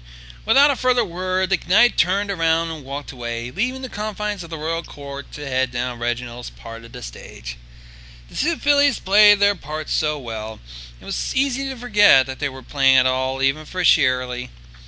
Appleloom had shown almost single-minded dedication to the script, and knowing it as thoroughly as she did obviously allowed her to concentrate on other aspects of acting. The words just came on their own. Sweetie Belle had been a bit less diligent, but she possessed a way with words and vocalization that almost made her an actual actor, although Cheerilee ventured to guess singing was probably more her style. It was somewhat ironic that they both find their ending and doing something they were at least moderately competent at, which were otherwise pretty much all the way to space, but Cheerilee was careful not to equate a single useful skill to being a worthwhile individual. The play felt a familiar pattern by this point, Sir Atreus being the 3rd attempt to finally put a stop to Reginald the Sly. Sweetie Belle, like the other 3 before her, started to make her way to the other side of the stage, although she clearly wasn't aiming to get to the mountain Scootaloo had disappeared into, or the house the 2 other fillies had found. Instead, she resolved she resolutely headed for a forest at the far end of the stage. As to say, a few cardboard trees stacked together gave the impression of a forest. Could you mute your mic, please? Oh, jeez, it wasn't muted. Oh, sorry. She, of course, quickly reached her destination, and as the lights above that part of the stage were turned on, it became clear some pony was already waiting for Salatrus there. The audience wasn't very surprised when it became clear it was Reginald once again, but the bear trap around one of his back legs, which he couldn't seem to get out of, was certainly an unforeseen twist. The knight approached carefully, but Reginald inevitably picked up on his hoof steps before too long and craned his neck to look around. Well, it seems at least one of us is in luck today, the great knight appearing during the villain's finest hour. You must be thrilled, he said bitterly while wincing slightly. Atreus said nothing for a few moments. Are you hurt? The villain pony laughed and shook his head, his voice dripping with sarcasm. Oh no, this thing is very comfortable, in fact.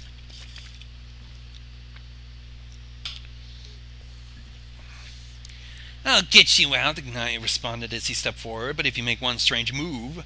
He never got to finish the sentence, as suddenly something caught around the hind legs and the world flipped upside down. Before the knight realized what was happening, the knight was hanging down from the nearby tree by the hooves.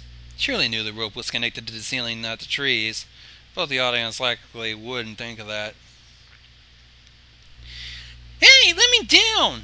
Reginald cackled maniacally as he opened the clamp around his leg, revealing it to be an impressive-looking fake, but nothing more than that.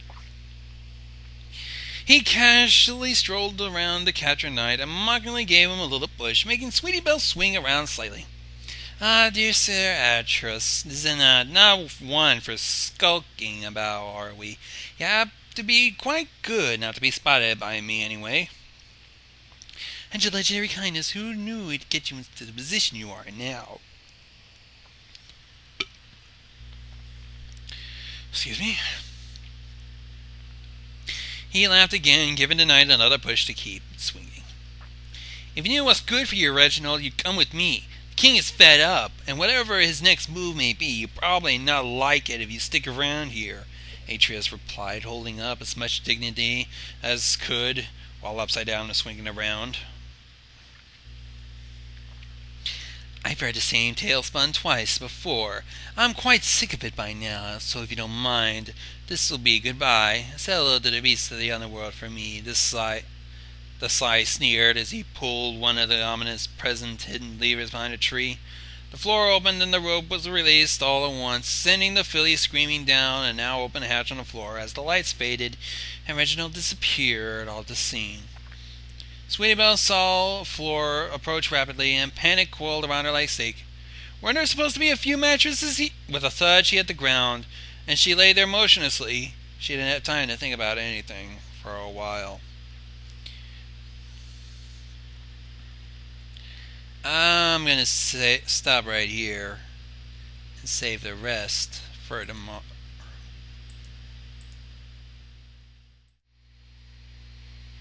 Yes, and I'll remember, this is going... Oh yeah, before I totally forget, the PayPal that I linked you to was Nightflowers. He's willing to hold all the funds. And also, if you want to, you can pay for a commission, which will also go to my little cause, to meet all you guys at Secaucus, New Jersey, and just so, yeah. Oh yeah, and thank you for reminding me, Valestia. I better make sure that the UPS doesn't fuck up the whole ordeal again. I swear I'm having the most terrible luck with UPS lately. And the United States Postal Service. Which has made me just almost as furious, but not even remotely close to the rage that has induced the crazy mind of a Ponyville teacher, Cheerilee.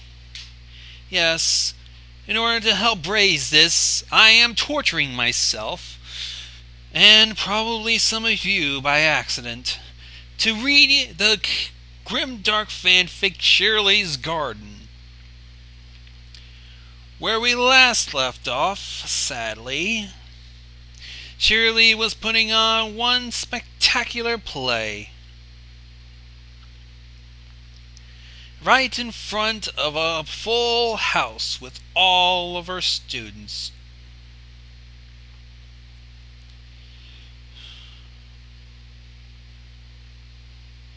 Yes, and sadly though, this is not just any play. This is an excuse to put her classroom full of misfit ponies, little bitty fillies, mind you, and little bitty foals, out of their misery, her misery, and everyone else's sad misery. She got the strangest idea of deciding to take out the weeds, looking at her weed-ridden garden, because of how depressed she was, trying to teach little foals who would rather pay attention to what they were wearing or what kind of cute talent would bring out their cutie mark, or just plainly not paying any attention at all. She was suffering from some severe depression. She snapped and decided to put on a play, double play that is.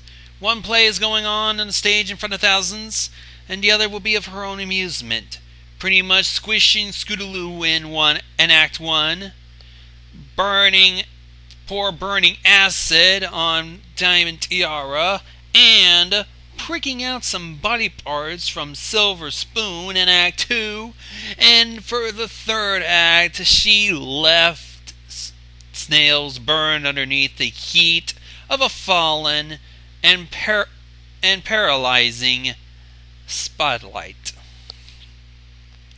Where we also last left off, Sweetie Belle was going to be the next victim.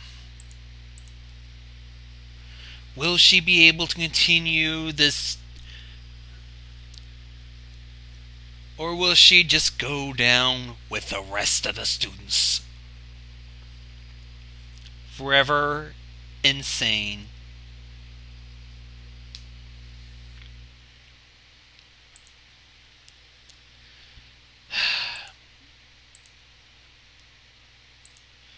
Let's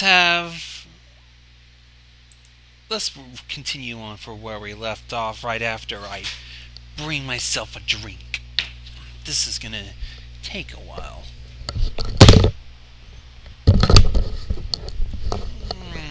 Now, on to the next act of Cheerilee's little fun Sweetie Belle. I figured I'd put you through enough misery for now. Let's continue.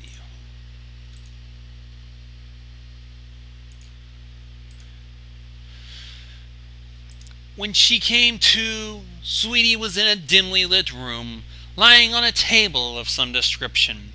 She felt a nasty bump on her head, throbbing painfully to the rhythm of her heartbeat.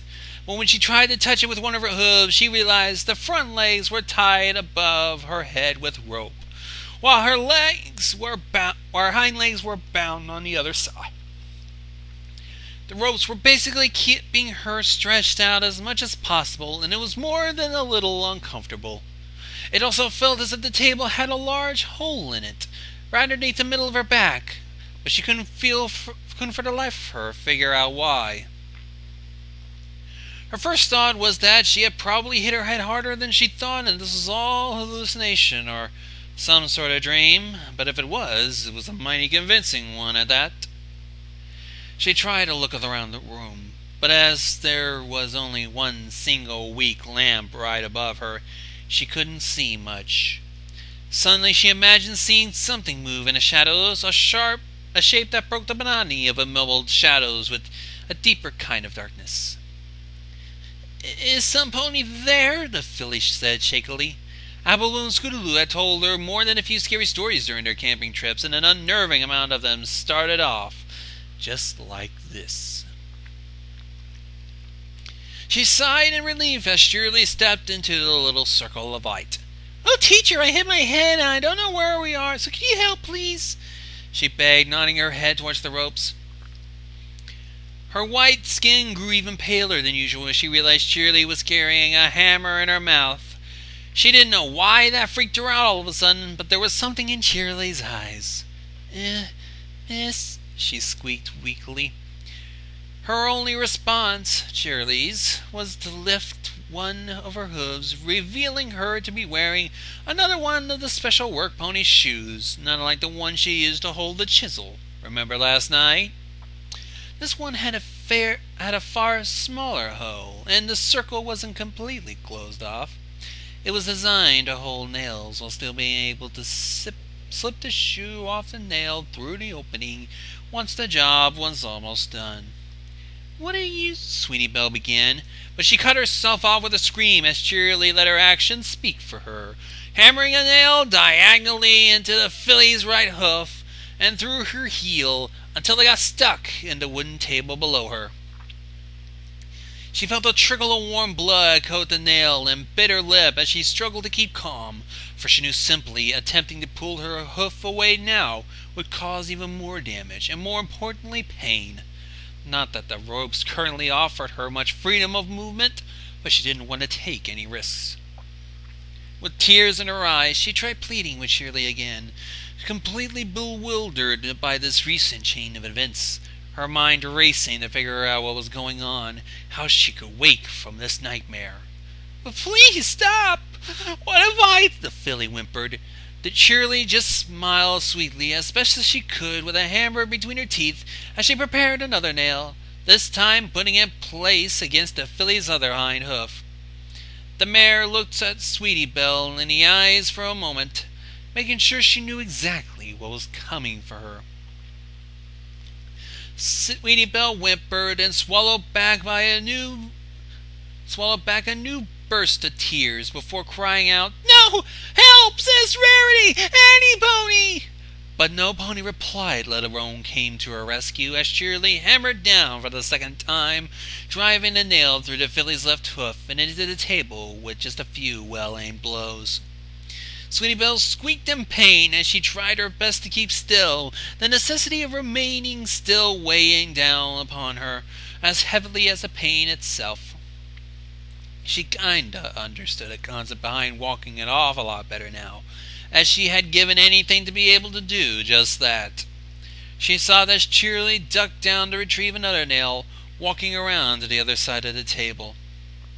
"No, please, no!" the white-coated filly sobbed, letting out a desperate cry as Cheerilee started nailing one of her front legs down, before quickly doing the same with the other one as well. Sweetie Belle could feel pain radiating through each one of her legs, but for her tormentor it still wasn't enough. Unaffected by the filly's crying and pleading, she continued on and drove a second nail through each of the filly's legs, this time straight through the ankle just above the hooves themselves. Little pools of blood started to form around her hooves, flowing off the edge of the table and dripping down to the ground lazily. In the heat of the moment, Cheerilee dropped a hammer and tentatively held her tongue underneath one of the little streams, savoring the taste of Sweetie's warm blood as it dripped into her mouth. It tasted even better than Scootaloo's had. Perhaps it hadn't had as much time to cool down yet. Ooh, it's kind of grimy, aren't we? I believe we are.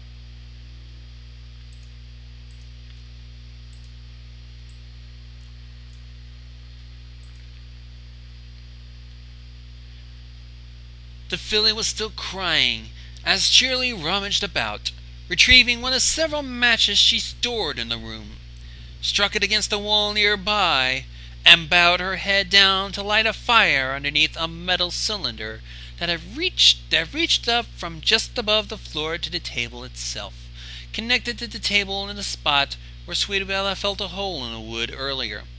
The little bits of wood and tinder the mare had prepared for this occasion caught on fire quickly and continued burning nicely, smoke circling up to hang just above the ceiling.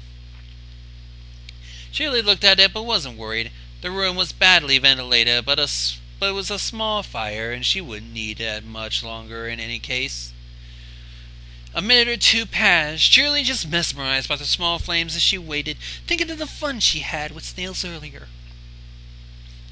The white filly stopped crying, sniffing pathetically as she looked at Cheerilee with teary eyes, confused by the mare's actions, but hopefully that this pause meant that she was reconsidering keeping her there against her will.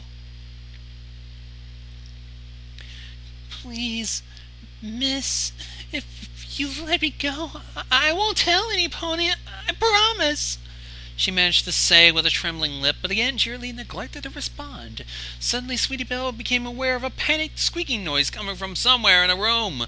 The sound increased in intensity steadily until it sounded like a great many rats were fearing for their lives somewhere, even though that didn't seem to make any sense. She had some trouble locating the source of the noise until she realized it came right underneath the table from the thing Cheerilee was staring at, but which she could not see. So basically, I believe this is sort of a similar take from one of the Fast and the Furious movies, where you sadly have a rat put on a bucket over flesh, and then you pretty much set flame to it. And I believe I know what will happen next. Let's see if they write it down as well.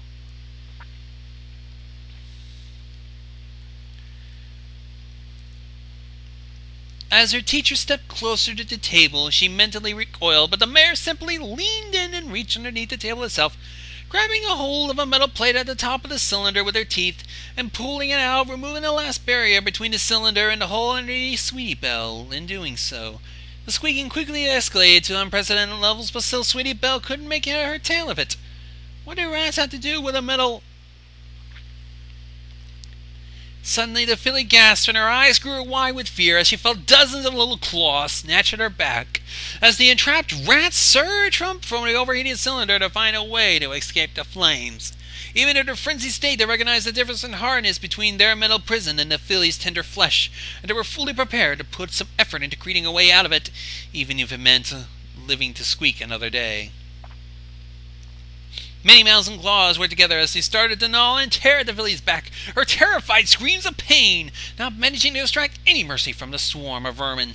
She tried arching up her back to lift out of reach, which would also set them free, but with her body stretched to its limit and now firmly placed by the rope and nails, she couldn't even lift a tenth of an inch. The rats quickly ripped apart pieces of her coat and skin, relentlessly going on to gnaw at her flesh. The filly screamed as she thrashed her head about from side to side, unable to do anything else as the rats started to devour her alive piece by piece. Like a well-oiled digging implement, they ripped and tugged at her muscles and ligaments, tearing out sinews and arteries, both as they pushed onwards. Several of them came face to face with her spine, but decided to simply gnaw around it when they provided to be a nut too hard to crack. After all, they were aiming to break free and didn't have a bone to pick with any of the elements that made up Sweetie's body in particular. No pun intended. The filly herself shrieked like a banshee, foam appearing in her mouth as the muscles convulsed and her body thrashed about as much as it could, which is to say, not much at all. Regardless of that, she still moved enough for the nails to pull at the wounds they have inflicted on her, causing the holes to become larger and bleed even more profusely. But this, although painful, was only least of her troubles, as the rat's combined efforts finally broke through layers of skin and muscle, and they erupted into her abdominal cavity, clawing up past her intestines, or in some cases simply gnawing through. The unpleasant and torturous feeling soon turned Sweetie green with nausea, and her stomach buckled as she vomited, particularly managing to spray it next to her on the table, but some of it getting on herself as she could only barely lift her head to aim it away. The ensuing screams were music to Cheerilee's ears, and with copious amounts of blood started streaming out from the bottom of the metal cylinder, falling down to the fire with a hiss, her legs got all wobbly with excitement. As the rats continued to bite and claw their way through Sweetie Belle, her screams slowly sifted to a wet and gurgling noise. With every passing second, more of her internal organs got ripped to shreds as the disoriented rats tried to find a way out. A few of them stayed right on target as they started advancing on the upper part of the filly's abdomen, opposite to the point where they had injured. Some of the rats were clueless, though, as they kept going around in circles or starting off in completely wrong ways, taking horizontal tunnels of gore through Sweetie Belle. As one of her rats tore through her diaphragm, the filly's breathing became shallow and troubled, and Cheerilee started taking up bets with herself as to what would kill the filly first: loss of blood, or the inevitable destruction of some vital organ or the other. It wasn't long after that the filly's stomach started to bulge out, before suddenly a blood-soaked rat tore through away the last patch of skin with his sharp claws and poked his head out from her stomach. To Cheerilee, the small furry critter was the most adorable thing she had ever seen in quite some time, especially the way it looked around the room with curious eyes. It clawed its way fully out of Sweetie Belle's warm entrails and made its way down to her quivering body and off the table, soon followed by a dozen of his brethren as they all fled their meaty container and scurried off into the darkness. Whew. How sadistic is that? I knew this was going to happen. Same thing that they were going to do in one of the Fast and Furious movies. Rats can't stand the heat, so they'll try anything to claw their way out. And evidently, since flesh is less dense than metal, they take the easy way out. The pale filly's body convulsed so wildly with shock that even the ropes were enough to hold her down anymore. She thrashed and shook against her bindings as a stream of blood flowed out of her mouth and down her chin, nails ripping through her flesh or simply getting pulled out of the table altogether. After a few violent seconds during which most of the rats escaped, all the nails had ripped either through her flesh or her hoof, or both, but the filly was already too far gone to notice the care. Her body convulsed one last time as he let out a horrifying choking sound, and then the filly finally passed away. In the ensuing silence, the one thing that could still be heard was the dripping of blood and Cheerilee's heavy panting, since the blood flowing out of the cylinder had long since extinguished the crackling flames the mare had lit earlier. A few moments passed, during which Cheerilee tried to control the trembling of her body, until suddenly a soft squeaking noise could be heard. The reason for Sweetie's choking sounds towards the end became at once apparent as her mouth opened, one of the rats forcing his way out of her throat and climbing past her teeth to freedom. Cheerilee burst at once into hysterical laughter, still in the throes of hilarity, when she took the stairs back up to get the fillies in Colt's dressing area. All the way there was only one question in her mind. Why had no comedian ever thought of this before? Death was simply hysterical. Drinky?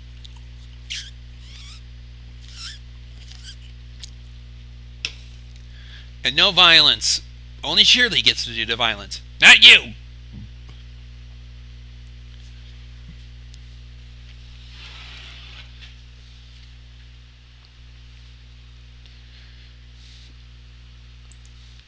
Cheerilee gets the violence, not you. If anybody continues about the violence in the chat room, I will not hesitate to ban you.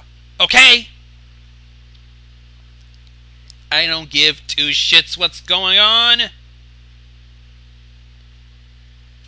I will not hesitate.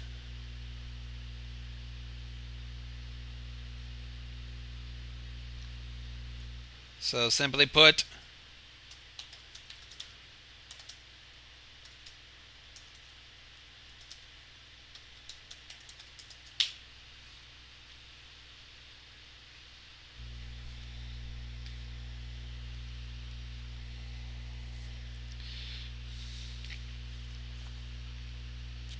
Cheerilee made her way through the backstage area, about a good distance away from the whole snails thing, and headed for the dressing room. After the scene with Sweetie Belle, two soliloquy scenes followed, one with Reginald and then another with the king. Since she took her sweet time, the first one had almost certainly ended already, but as the mare passed through a few corridors leading up to the stage itself, she thought she could still hear Apple Bloom's voice on stage. If she hurried, she might still be able to assist Snips in finding his costume for the last scene if he was indeed as dumb as he looked, and hadn't been able to find it out on his own yet. As she ran in the corner, something crashed into her high speeds, causing her to stumble back a few steps. She looked down to where she got her bearings and saw Snips sitting there on his spot, shaking his head to dispel the dizziness set due to the crash. "Snips, what are you doing here? Not even in costume. You need to get ready for the last scene," she said, by way of a reprimand. The cyan colt with the ochre maid looked hugely relieved to see his teacher, and immediately scrambled to his feet. Tears in the corner of his eyes. He started talking. "Oh, Miss Cheerilee, it's terrible. I was looking for my costume. I couldn't find it, so I went looking for you, and I couldn't find you, but I found snails, and..." He took a huge breath at this point, and obviously struggled to get words out. "And he's dead!" Cheerilee's world grinded to a halt with those words, cold sweat breaking out across his forehead. She felt the slightest hint of panic rise up from her stomach like bile. She strayed from schedule, and she just found out what that would come to cost her. Her mind worked frantically to figure out a way to minimize the damage caused, to somehow soothe the cold enough so that her plans could go through, but no easy solution presented itself. Snips, on the other hand, seemed to pull himself together, turning around and taking a few steps. "Come on! We can't continue to play now. We got to tell the others!" Cheerilee felt a block of ice drop into her stomach as the cyan colt galloped off. "No! If he reached anybody else, he would..." With a sudden spurt of speed that had dazzled even Rainbow Dash, she stepped forward, catching up to the young pony in mere seconds. In one fluid movement, she slipped from a full gallop to a full-blown karate kick, focusing on her kinetic energy in a single hoof. Snips got hit good on his side, so good, in fact, that the kick sent him crashing into a nearby wall, at the bottom of which he fell down in a crumpled heap. Cheerilee silently thanked Rainbow Dash for all the time she'd come to give the kids some karate lessons, some of which had obviously stuck in her head over the years. Before the colt could do more than roll on his back, Cheerilee descended upon him like a hawk, keeping him down with one hoof as she started beating him in the face with the other, in the throes of blind rage. Here was one who stood between her and reaching her goal, and she could think of nothing but removing him from her path right away, no matter the cost. Snips feebly tried to defend himself, but he was a lot smaller than the mare, not to mention a unicorn, while she had all the physical prowess of an earth pony to fall back on. The beating continued mercilessly. Snip's face swelled up and blood running through his nose and down from the places where she broke through his skin. In an act of desperation, the subconscious part of his mind reached out to magic reserves he didn't even think he had, and his sword started to glow green with power. All of a sudden, a wave of arcane energy zipped past Cheerilee's head, leaving a long, thin cut stretching the length of her cheek. The fuchsia-colored mare gasped in surprise as blood started trickling down from the wound, which wasn't all that serious, although it did sting a little. Her gaze dropped down into Colt's cutie marks. She realized she's seen his coming. His specialty obviously involves cutting of some kind, and apparently he wasn't restricted to the use of scissors. A subtle change in the aura around the horn warned Cheerilee that another cell was about to be flung at her, so with no other options in mind, she raised her hood before ramming it down to dish out another punch. Only this time she didn't aim for Sniff's face, but for the horn itself. As she hit her target, the colt's head jerked back and groaned as the horn tugged at his skull, the spell discharging into the wall behind him instead of its intended target. The magic light around the horn flickered for a moment before coming back in force, and Cheerilee just knew the next spell was already on its way. She once again started raining down punches, now aiming at them all of the horn, spells exploding against the walls, ceiling, and floor left and right, sending tiny pieces of rubble flying everywhere. At first the colt only took the beating like a stallion, but as the mare hit the same spot time and time again, it became increasingly difficult for him to fight back against the pain that was rising in the skull. All of a sudden, little cracks started to appear in the horn until one final stroke from Cheerilee broke it clear off. When that happened, magic exploded into the room, throwing Cheerilee off the colt and making her slide several meters over the floor until she came to a halt a few meters away. The magic feedback had seemed to have been a lot worse for the same pony himself as he laid witlessly on the floor. Scrambling to her hooves, the fuchsia mare picked up Sniff's horn when she passed it on the way to his motionless form, clutching between her hooves like a dagger as she kneeled in front of him. And with moment's hesitation, she rammed the horn down straight into his chest. Blood spattered everywhere and whelped up under Chair's hooves.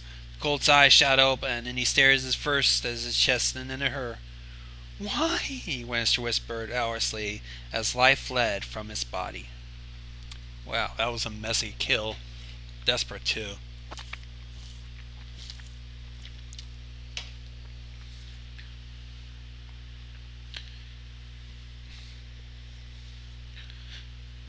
Cheerilee didn't bother to answer her question, simply pulling the horn out of his body and ramming it back to his chest a few times for good measure until he stopped moving altogether.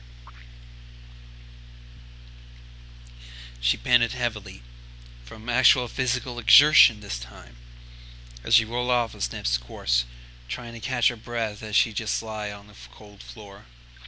Killing him like this had been quite exhilarating in its own right, even if it did all end rather fast.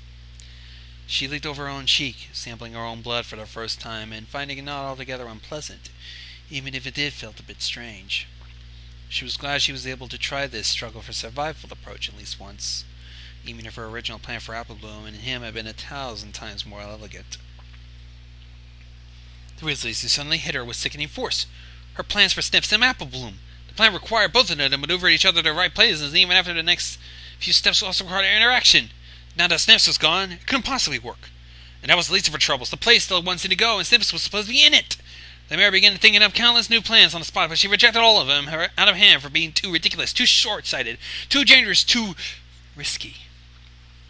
She began to view the situation was hopeless, that she had finally maneuvered herself into a corner she could not escape from. To keep the audience in the dark, the final scene had to go through that hitch. Someone had to go out there to play against Apple Bloom. With nobody else left for the original cast, she only counted on herself. She'll have to improvise, and it probably would not work, but it was the best shot she had. The only shot. She quickly galloped towards the dressing area and headed to the back room, wiping the blood off herself with a rag before opening the chest that held Reginald's final costume. Way too small for her, of course, but it included a particular dashing brooch she could use as fastener. Cheerilee quickly picked up the brooch and continued on towards the back of the room, where several bolts of cloth lay stashed. She chose a black piece that was just large enough to fit all around her body, and swung over her back, using the brooch as a clasp in her neck to end up with something vaguely reminiscent of a hooded cloak. It won't hold up to scrutiny since the audience would see her from far away. It might just do. At least she hoped so. As a finishing touch, she slid a knife she found on a nearby shelf through the fabric, improvising some manner of sheath so that the blade rested against her chest, relatively hidden. The Brandon dashed off in the direction of the stage, realizing she had no time left to waste. She brought up a mental map of the building on the fly to figure out exactly where she had to go. For the next scene, Reginald was supposed to emerge out of the mountain cave after the king had climbed up the mountain to meet his challenge. Knowing that, Cheerilee rounded a turn and rushed up a flight of stairs, emerging at last into the dark cave at the top of the mountain. From here, she could see the audience, but she was quite sure the darkness still hid her from it. Judging from the fact that Apple Bloom was nowhere in sight, she had made it in time. She finally congratulated herself for the accomplishment, and then she took a few moments to catch her breath and rest up, fearing that she may soon need the energy. It only took her a minute to start hearing the filly's voice come closer, and pretty soon after she came into view, having made her way up the mountain slope, she was wearing relatively simple attire compared to the royal mantle from earlier. She had the sheathed toy sword with her attached to her side, where she can easily reach for the pommel with her teeth.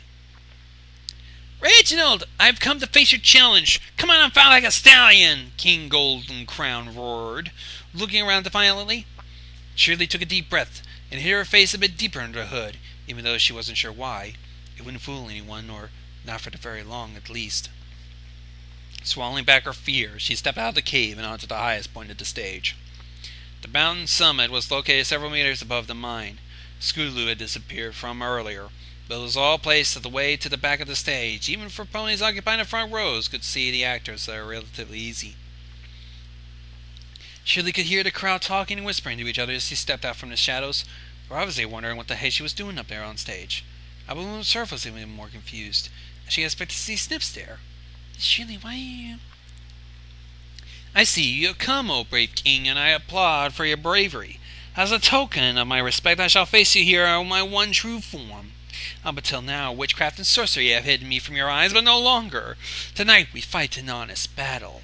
Cheerilee's voice boomed throughout the complex, easily going over Apple Bloom's. The explanation sounded tacky even to her own ears, but it was the best she'd be able to come up with such short notice. At some moment of inspiration, she gave Apple Bloom a conspirator's wink, praying that the filly would play along. Whatever the filly had assumed, Cheerilee meant by it. She suddenly grinned and nodded eagerly, as if to say, "Oh, I got it." Oh, fiend, I knew there was more afoot when you bested my most trusted advisors. Witchcraft, this explains a lot indeed, the king responded. Applebloom's accent playing up slightly as they strayed from the original script, but the fuchsia mare could have cared less at the point, so relieved was she to see the other pony playing along with the ruse. Well then, let us dance, she cried as she reached her right wrist under her cloak to draw the knife, keeping 3 hooves on the floor as she pointed the blade at the opponent. The filly then turned the pommel of her toy sword between her teeth and assumed a combatant stance. The sword was far too big for her to carry in a hoof, as Cheerilee did with her knife, so for her this was the only option. That alone made the odds heavily in favor of Mare, and on top of that, one of them was wielding a real knife, while the other one had only a mostly harmless plastic toy. The entire fight scene had been carefully choreographed, so Applebloom naturally stuck to her predetermined moves, and she expected Cheerilee to play by the book as well. Cheerilee would certainly have been capable of doing so had she been so inclined, since she was the only one who planned the entire thing. She was, however, extremely anxious to get it all over with quickly. As soon as Applebloom advanced, Cheerilee stepped forward as well, intentionally allowing herself to get within the reach of the filly's sword. Instead of parrying Applebloom's swing with her dagger as the filly expected, she jerked her head back to dodge it, confusing the hay out of Applebloom and throwing her balance off completely. The fuchsia mare quickly followed up with a tacaron, which left a nasty cut over the filly's left cheek, almost a twin of the cut Cheerilee still hid under her hood. Applebloom let out a sharp cry, more surprised than out of pain, as she stumbled backwards. She looked at the red liquid dripping from the tip of the knife, and then at Cheerilee, who stared back coldly from under the hood. "Wait, is this real?" she began saying, the words muffled by the pummel of her mouth. But Cheerilee didn't at all feel like letting down the pressure now, and simply rushed forward. Applebloom planted then swung her sword, hitting Cheerilee right in the face in the process. She almost lost her balance as her head got slanted aside, but somehow she managed to turn the movement into an 80-degree spin, bucking her hind legs at the filly. Hit her right in the chest, and the sheer force of the blow sent the little one flying across the stage until she landed roughly on her back a meter or two away. The filly took a deep breath, a stinging pain in her chest alerting her to the fact that all was not well, and she didn't seem to be able to draw in as much air as usual. She realized Cheerilee had probably broken some of her ribs, and still felt dazed from the landing. Her teacher, however, wasted no time, and descended upon the fallen Applebloom like a vulture, ramming the knife through her right shoulder and into the wooden floor below, effectively pinning her down. The filly held back a shriek of pain and swung her sword again, hitting Cheerilee in the head once more. It barely fazed the mare, although it did piss her off. All of a sudden she brought her head down and headbutted the filly brutally, hoping to knock her out, and that was exactly what happened as Applebloom's eye rolled in the back of her head. Suddenly becoming acutely aware of the audience staring up at her, Cheerilee remembered her last lines, the words traditionally spoken at the end of original play, even though she had to change it up a bit. She clutched her head as she had been fatally wounded by the last blow, and then spoke dramatically. "Oh, what cruel fate! Now we both must die, but I implore you all, stallions and mares, never to forget Reginald the Sly." As she allowed herself to fall to the floor, remaining there motionlessly. She never understood those words herself or what moral lesson they were supposed to convey, but they got the job done. At the next she got the cue and the curtain started to close as the audience started to stomp their hooves down on the floor and cheer to show their approval. The play had been, on the whole, pretty well done, and the curious alternate ending did add that certain something. Not to mention that last fight scene had been gorgeous. It didn't look like they were just pretending at all.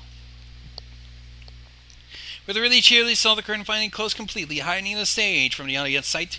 She spread the word that the fillies and herself wanted to have start breaking down the stage props and cleaning up the backstage area right away, since some other group from Grimdark needed a building later the week. That meant nobody was expecting them back home anytime soon. She threw a glance at the unconscious filly next to her, who still had the knife embedded in her shoulder, and smiled. She had all the time she needed to figure out something new for this one now. All the time in the world. What's next?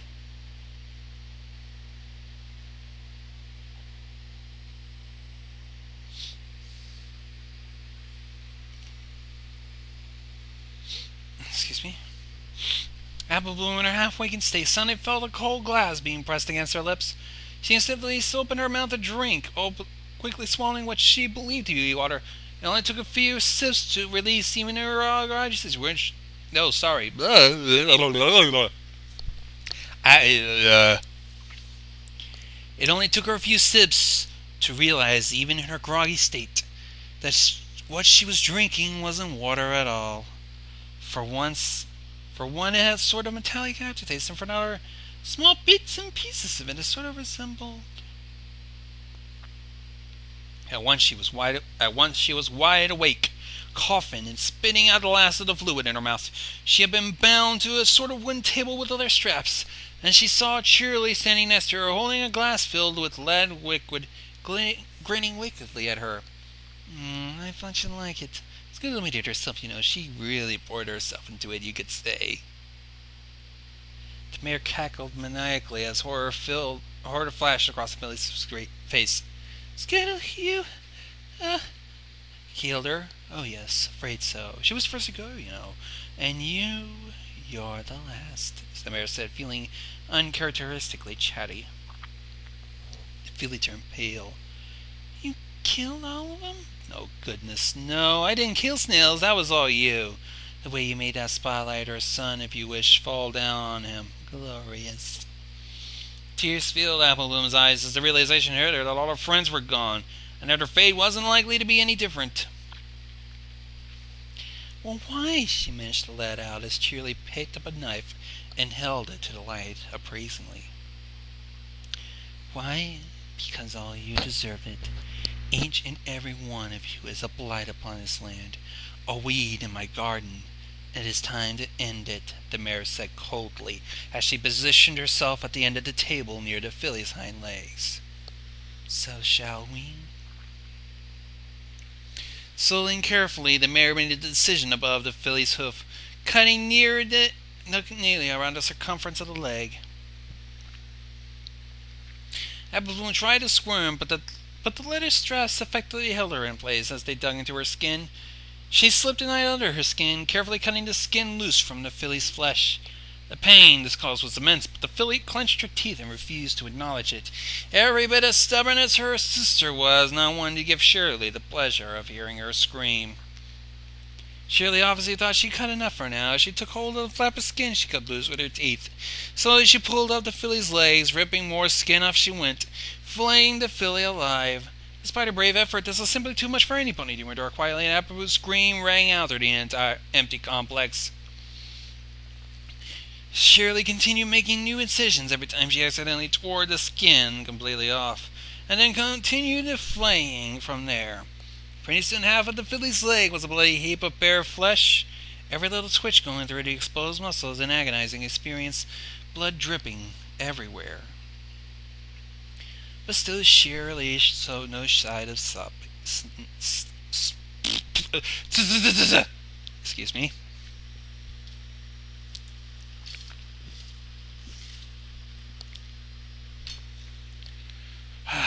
Excuse me. But still, Cheerilee showed no sign of stopping as she continued cutting and flailing, slowly moving up. Eventually, the filly's entire leg was a disgusting, skinless mess.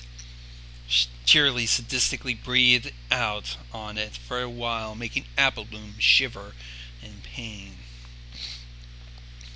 A little light sparkled in Cheerilee's eyes. She bowed down and extended her tongue, slowly dragging it all the way from the filly's hoof to her flank.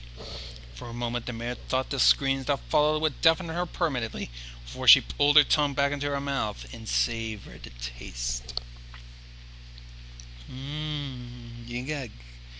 You're quite good. Want a taste? She whispered in the filly's ear. Fuck you, the Kmart Crusader managed to stammer. Cheerilee laughed, amused by Apple Bloom's defiant nature. This one may be able to take some punishment yet. She diligently started cutting the filly's other leg, making long incision across the length of the leg this time, pulling the skin off towards the side instead of upward. coats. The filly still tried to resist and keep up appearances, but she slowly started sobbing and shivering as the pain became too much to bear. Her breathing becoming ragged, and her skin turning pale, as her vivid scarlet blood coated the floor. Excuse me. I got gas. I'm like belching. I knew I should have drank some chocolate milk, or plain milk. As she gained more confidence with a knife, her movements started to become quicker, and in one fluid motion, she first cut the skin from the filly's left leg and moved right over to cut the skin off the right. She picked up the 2 pieces of skin with her teeth and held them before the filly, before tossing them aside. Saw those? That's where your cutie mark would have been, if you had one. You'll never now. Guess your crusading days are over. This realization finally did what the pain hadn't been able to do. It shattered the filly's last vestiges of resistance. From the one moment to the next, she started to cry loudly, her body shaking wildly, using way more energy on all that she could. Cheerilee started cutting out the strips of skin from the filly's chest until the word weed was spelled out.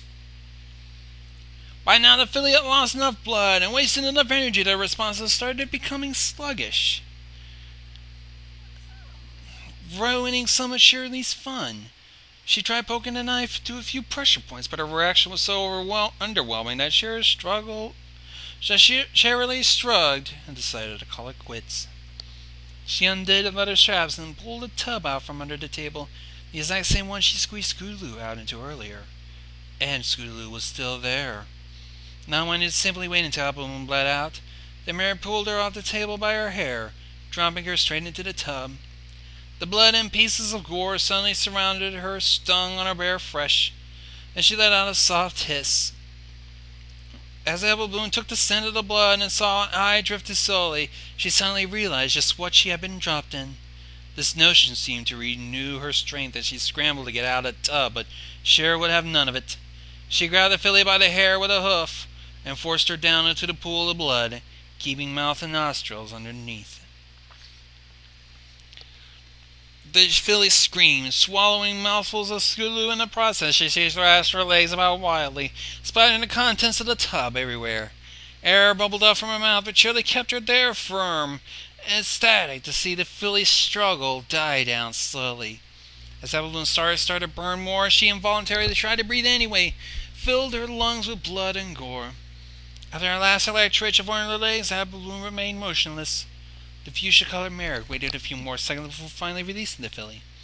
Appleblosom's mutilated body just lay there, still in the pool of blood that had once been Scootaloo, and Cheerilee knew her task had finally come to an end.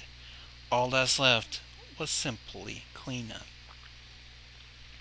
She sat back and cried tears of joy, overcome with the emotion as she realized she might finally get her life back on the rails now, with a new class next year, a class of nice fillies and colts, instead of the monsters she had had. She felt proud to have played her part in making Equestria a better place, proud to have protected the future generations from poison influence that would have hampered her growth, which in turn would have hampered others. The consequences would have been quite dire, to say the least. Humming a cheerful tune, she went to get cleaned up once again, and then went over to his stash of flammable liquids. It'll take some time by herself, but she'll get the job done. She felt like she was walking on clouds. Nothing would stop her now. Fire sprung up all around her, stopping her right in her tracks. She realized too late she had not thought this through. She spread flammable stuff everywhere and then lit a few fires in different places, but she had underestimated the speed at which the flames were spread. And now she was here, not too far from the exit, but unable to proceed due to the problem she had set herself. She backed off to the center of the room as far away from the flames as possible. As soon as she got there, she had already jumped out of the way of a burning crossbeam, which only barely missed her. Various patches of fur on her body were already singed from flames she barely dodged, and soot and ash covered her from tip to hoof. Smoke started to fill the room, and Cheerilee felt herself slowly suffocating every breath she took. she drew some more into her lungs. As her breathing became troubled, she laughed softly. One of her day of liberation would also be the day she died. She consoled herself that a noble death after having completed her mission was still infinitely better than the life she had been living before, in a world where those colts and fillies were still alive.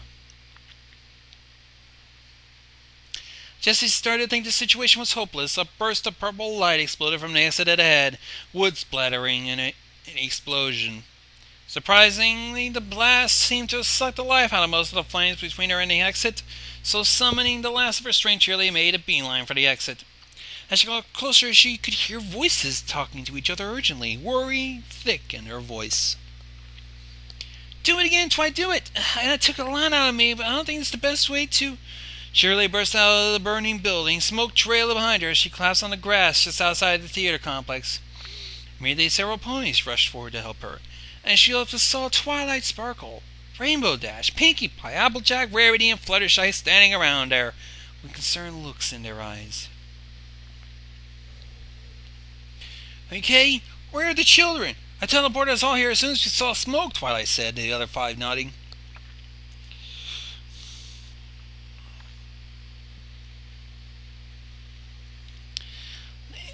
"Are you okay? Where are the children?" Sorry. Cheerilee opened her mouth, her voice hoarse and cackling from the smoke she spoke. "Inside. Fire. No idea how," she said, but the effort took a lot out of her. "Shoot, we can't just wait to get him. Shoot, we can't wait. We need to get him now," Rainbow Dash cried out. "Just wait," the purple man replied. "I can see the other ponies crossing the road. Pretty soon we'll be..." But Rainbow Dash didn't listen. Utilizing the trademark speed, she dashed through all the flames and disappeared in the building, quickly followed by Rarity and Applejack, who were both yelling their names of their respective sisters. "Well, what now?" Fluttershy said shakily, as she and Pinkie Pie waited for Twilight's direction. "Form a bucket line," Unicorn commanded, as the two other ponies quickly dashed off in the direction of a river to organize the other ponies in one long line.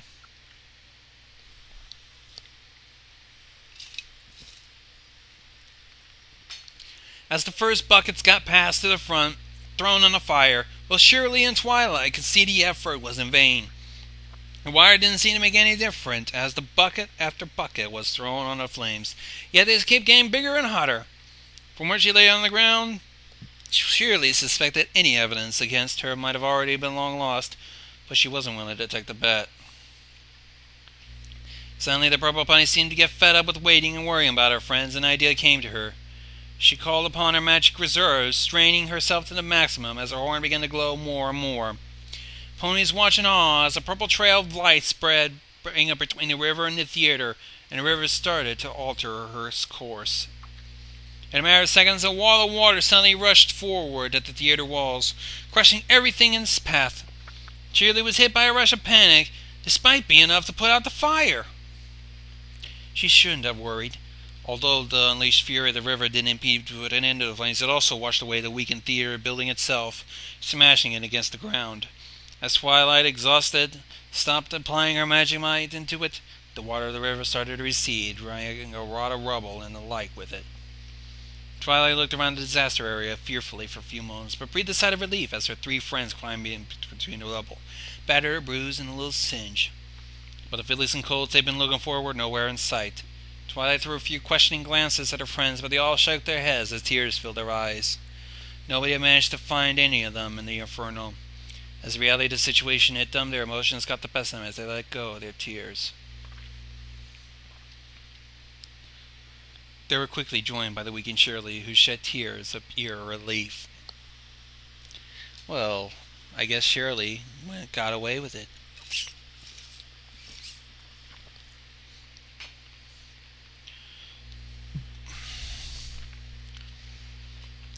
A week or two had passed since the incident, and a lot had happened.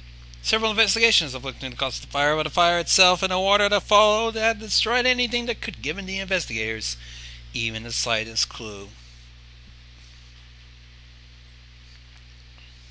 Cheerilee always looked confused and heartbroken when she got questioned, claiming she was taking care of something on the other side of the complex when the fire broke out, although some ponies wondered if this could have been considered some form of negligence. No official complaints against her were filed. The cleaning effort had been ongoing for an entire week. And even now, bits and pieces of rubble still turn up here and there. During the weekend following the disaster, a joint burial ceremony was held for all the fillies and colts died at once, although all the caskets had been filled with stone and belongings of the dead, since none of the bodies had been found. Every pony got very emotional, including Cheerilee, who cried tears of joy as the struggle finally came to an end. All the ponies came to tell her that it was okay. Things would be alright, or it wasn't your fault.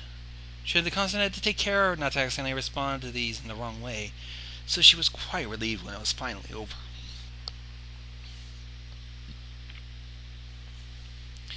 And so 2 weeks passed.